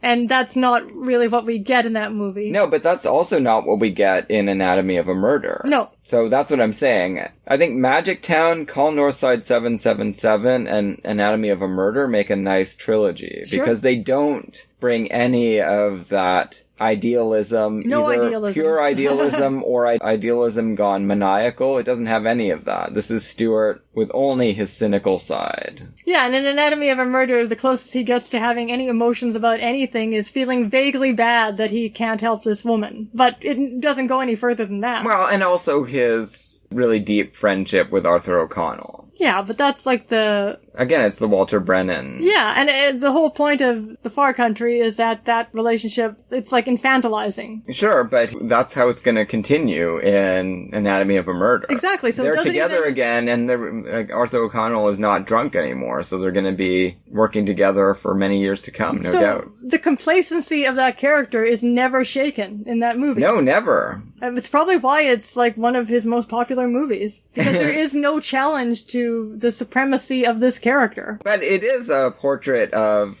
a person going nowhere. That's for sure. And I think that's very clear. And a person who doesn't even get to feel like he did anything good. No, now that is the kind of cynical noir touch at the end of it. Yeah. Right? That at the end of it all, he can't feel good about what he's done. After all of these elaborate machinations to win. Justice hasn't been served. All they've done is made it possible for wife beating to continue. That's it. Yeah. It's pretty horrifying. The most interesting female character in that movie to me is the one who... The daughter. The daughter who decides to come around in the end. And, she's very good too, yeah. And believe women. Yeah. So that brings us to our final entry, which is going to be Harvey. Harvey. Now, this is the most distinctive instance in all of the movies that we've watched, at least the ones where Stewart has a lead role, of him putting on a character. He's not just being Jimmy Stewart in this movie. No, and this is a pre-existing stage property. It was that character was created by Frank Fay, who we know mostly as the horrible husband of Barbara Stanwyck, but he was a big star. The model for A Star is Born. Yeah, he was a big star on Broadway and in film in the very, very, very early days of sound, and then he went away pretty quickly, reinvented himself on Broadway, and Stewart is taking his cues from that tippling performance. So it's interesting because this, to me, okay, so watching all of these movies, there have been moments where I have seen uncanny flashes before my eyes of both Nicolas Cage and David Lynch. And Mr. Rogers. No Mr. Rogers. Absolutely no Mr. Rogers. What I was going to say is that this is the movie where you see some kind of influence on Tom Hanks, and he's not acting as he normally does. Well, Tom Hanks plays Mr. Rogers. That's what I'm saying. I do feel like... But in no movie other than this do I ever see flashes of Mr. Rogers. No, James Stewart. That's what I mean. Harvey, I feel like Fred Rogers watched Harvey and he's like, that's how I'd like to be for the kids. Well, that's fucking creepy if that's true. I want to be like a man whose best friend is a invisible pink rabbit. That's not creepy. No, not at all. No, he's not pink. He seems to be white. No, he's pink in the... Well, he's got pink eyes, like scary pink eyes. In the Honest Ed's painting of some kind of performance that may have taken place in Toronto, I don't know, that used to hang in Honest Ed's that no longer exists. Honest Ed's was a decades-old tradition in Toronto. It was still here and operating kind of... When I moved here in 2012. It was starting to wind down and get decrepit in 2011 when I first moved here. But it did persist for several years after that. And it was this giant dollar store, basically, right? Like, yeah, but it wasn't all dollar items, but all kind of cut rate items, and you came for the deals, and it was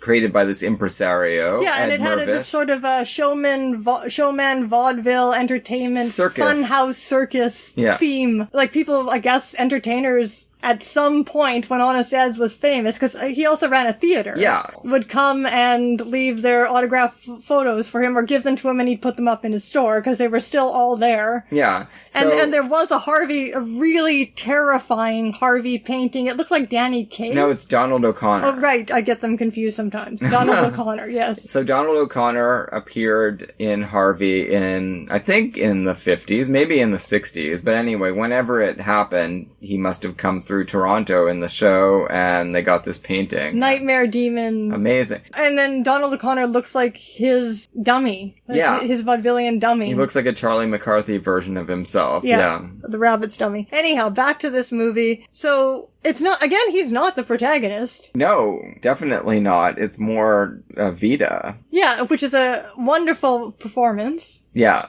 By Josephine Hull. Yeah. I love her. Obviously a stage performer of eccentric black humor characters. Yeah, she's also in Arsenic and Old Lace. Although there she's kind of playing more of an Elwood type character, right? Like a totally checked out one who genial commits murder. character. Yeah, here she is stuck living with her brother who she loves, but he is a social liability, and she can't marry off her daughter. That's why she's the protagonist, because that's what she's trying to do. Marry off Myrtle May. Sure. Victoria Horn, a great actress. I really like her. She's in The Snake Pit. She's the evil sister-in-law in The Ghost of Mrs. Muir. Okay, yeah. I think she's probably in her 40s in this movie. And she's playing like the ingenue role, and she's great in it. Yeah, they're all completely batty, sort of Addams Family. Yeah, Cecil Kellaway, wonderful as Dr. Chumley. And Peggy Dow. Just a real missed opportunity for the world that Peggy Dow is only in a few movies and then married some rich oil magnate. I really love her. I just love the way she looks. And yeah, she's me too. She's very, very sweet and pure in this role. Terrific in I Want You, which is... And she's also very funny. Like, she's playing these weird Ed Wood type comedy scenes with this doctor, obviously spoofing medical dramas. Yeah, Nurse Kelly. Yeah. Tormented by her unrequited love for the... handsome doctor completely uses vapid her. And then she's liberated. She's liberated by Elwood. I don't know what to say about this. Like, it proves that Stewart can do something other than be James Stewart and draw on his extraordinary range of volatile emotions. Yeah, but also, he is using his hemming and hawing, which is the caricature of him, but here he really is doing it more deliberately than normal. It's an accentuation of some of his mannerisms. Where did this idea come from that this is the type of role that Jimmy Stewart plays? Is it just his mannerisms that gave people the idea that he always played this gentle, folksy, batty sort of character? Is that the impression that people have sort of of character? But even here, he's not like George Bailey. He's a wealthy eccentric. Heir to a great fortune. He lives in... which makes sense. Like, you can afford to be this crazy if you're an heir to a great fortune. Connection with You Can't Take It With You, right? Like, apparently he was a real up-and-comer man about town. Everyone wanted to marry him. Everyone wanted to work with him on various projects. And then he, all of a sudden, at 35 or whatever, just decided to check out of reality, and he met this rabbit, and he's been in this state ever since, and he's happier. Do you not agree that this is one way in which the legacy of Jimmy Stewart has come down, like what people think Stewart means as a performer? I think that... This naive, completely checked out of reality character? For cinephiles, no. We know that Vertigo is what they think of first. Maybe It's a Wonderful Life second. Maybe the Mann films. For the general public, I feel like they don't know anything about any movies from before 1990. Well, there are people who aren't quote-unquote cinephiles who just all love all classic movies, and I think Jimmy Stewart is like high on their list of things they love. Yeah, and they might like Harvey, for sure. Like TCM. Well, it wouldn't be on TCM very much, because it's Universal, and they don't have the Universal catalog. They would have to make a special arrangement to show it every once in a while, and I'm sure they have, but it's not part of their regular catalog, so it wouldn't be getting really heavy play from them. What I will say is that Impressionists definitely would have seized on something like Harvey because it's so exaggerated and so easy to just replicate in a stage act where you're trotting out your Katharine Hepburn and your Jimmy Stewart and your Cagney. Well, what this is most related to, actually, in Stewart's oeuvre, and I guess as consistent theme of the American stage of the early part of the 20th century, is something like You Can't Take It With You. This kind of idea of benign eccentricity. Sure. Then that's not... Arsenic and Old Lace as well. That's not a role that he's playing in You Can't Take It With You. No. He's playing the boyfriend role, but... yeah, that's the kind of idea that is loosely attached to Capra too. Pixelated antics. Yes, Mr. Deed. Yeah. Mr. Deeds, that sort of thing, right? And I find it pretty intolerable, but this movie, because of the skill of all the performers, was tolerable. And Stewart does get off some incredible lines. Wrestling with reality for 35 years and finally winning out over it. I really like that line, and I like the way he delivers it. I like the strangely creepy way he's always so attentive to Miss Kelly. I mean... kind of almost like in a Joe Biden kind of hair-smelling way, except actually nice. Yeah, but it's still creepy, and sure. I like that in a film. I wouldn't like to see that in real life, but I think it's very interesting when you see him do that. In fact, it would have been a great mannerism if he was just, like, smelling her hair all the time. That would have been perfect for the part. Although she might have, been less charmed if that had happened. I would think so, yeah. Josephine Hall, just to see her shriek, Harvey... Oh, I see him too! And when she screams, when she turns around and sees the painting, it's so funny. And this movie has, like, this hugely extended rape joke, where she's talking about how this man came and between her and her daughter, relating how this man came and captured her and took her clothes off and threw her into a bath. And it's obvious that the daughter is becoming excited by the idea of having a man do that to her.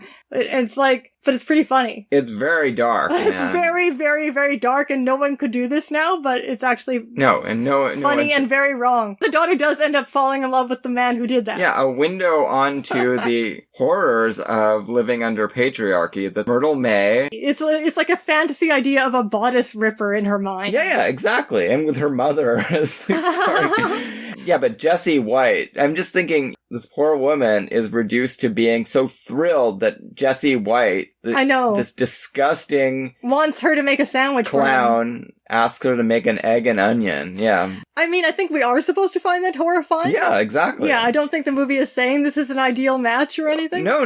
I mean, they cast that guy, presumably, to make some kind of a point that she's so desperate that this now looks good to her, and that is a problem. I think my favorite moment of the Stewart performance, though, is the absolute benignity with which he ultimately accepts his fate. Yeah, it is. It does bring a tear to the eye. Oh, I've just always thought that, my little sister should get have everything what she wants. Yeah. No, older sister. Oh, whatever. It's like she's his little sister. Yeah. She's certainly physically little. That final scene, it really packs a wallop, an emotional wallop, and it really shouldn't, because the whole movie before that is so stupid. And actually, Wallace Ford plays a big role in that. He really comes out of nowhere and injects... The taxi driver? Yeah. I love that actor. We've seen him a lot in so many different things lately. He actually was in Man from Laramie, too. He's the guy who was half Apache. Okay, yeah. On the stagecoach with him, who says, I like working with you. I'll go do some spying some on my own family. Yeah, exactly. And informing. Yeah. In Harvey, he's a very crotchety character, but has a far more benign impact. He actually manages to make Vida rethink everything and realize that she really did have a wonderful life with Elwood. I mean, it is a very, very, very strange play. It is. If you're going to escape from reality, why do it in the form of a talking rabbit?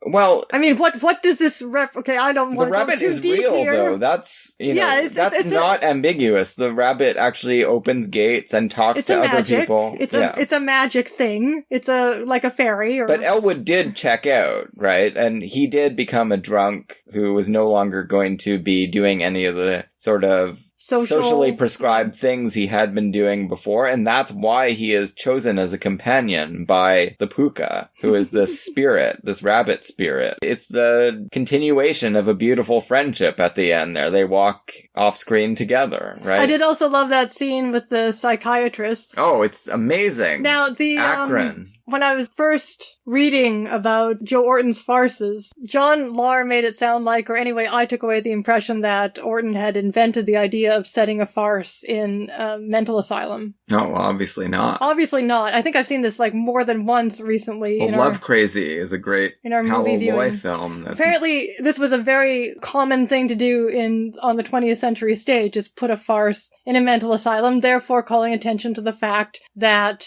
everyone in a farce acts like a lunatic, and being a lunatic is part of normal life. And that these institutions are Foucauldian nightmares. Right, and, it's like the lunatics are guarding the lunatics, etc. Sure. I mean, Harvey has horrifying incidents of mistreatment of various people, and business as usual at this institution is criminal. But there's this wonderful scene where the psychiatrist starts talking about, how he would make use of Harvey's time travel powers. Yes. And Dowd is kind of kibitzing, yeah. Well, he's kind of criticizing his fantasy, right? Yeah. Because he wants to go off somewhere. He thinks it would be soothing to go off somewhere in the country with a woman who didn't talk except to say, Poor thing.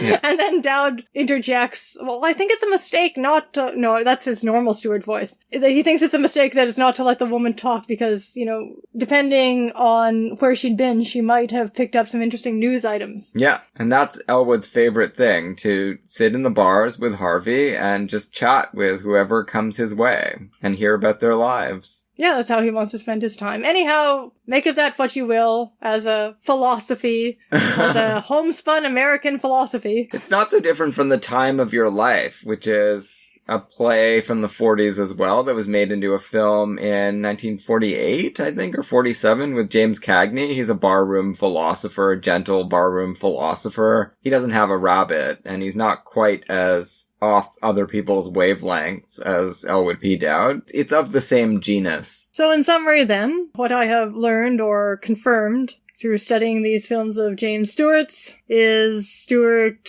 is a fully formed actor from the time he first appears in movies. He honed his craft on the stage and stepped in front of the camera and knew what he wanted to do. With a good script and good direction, he can put endless emotional complexity into every scene, every gesture, and every line reading. He is, to me, never fails to be fascinating to watch. Well, I'm sure he does sometimes fail, like I don't have any particular desire to see Mr. Hobbs Takes a Vacation, but again, we're talking about actors working in a good role with a good director. His characteristic is to play a normal-seeming human being who can, and a likable human being, who can become a completely fractured, desperate, suffering personality in an instant. And as with Bette Davis, and this is what's so fascinating about them considering how the public perception of their persona is so polarized, is his great capacity to...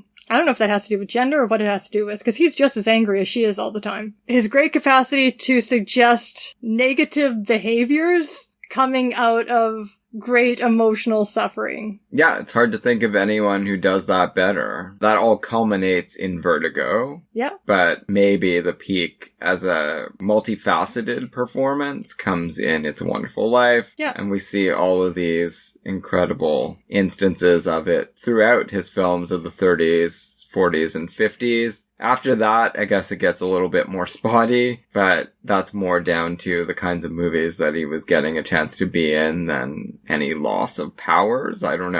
I mean, yeah, I'm sure he never seemed to have all his powers, like I said, from the outset, so there's no reason to think there was ever any loss of powers. Right, but, Mr. Hobbs Takes a Vacation. He is playing a character who is referred to as Boompa. Yeah. Like cranky Grandpa Sanders. Yeah, the movie starts with him freaking out because he's stuck in a traffic jam and he needs a vacation. Otherwise, he's gonna go fall Falling Down. He's gonna go Michael Douglas in Falling Down. Oh, that's a self-dating reference. I don't think anyone's ever heard of that movie who didn't live through that. The 80s? 90s. I don't like 90s, it. Whatever. And I don't know, like, something that's very unique about his career.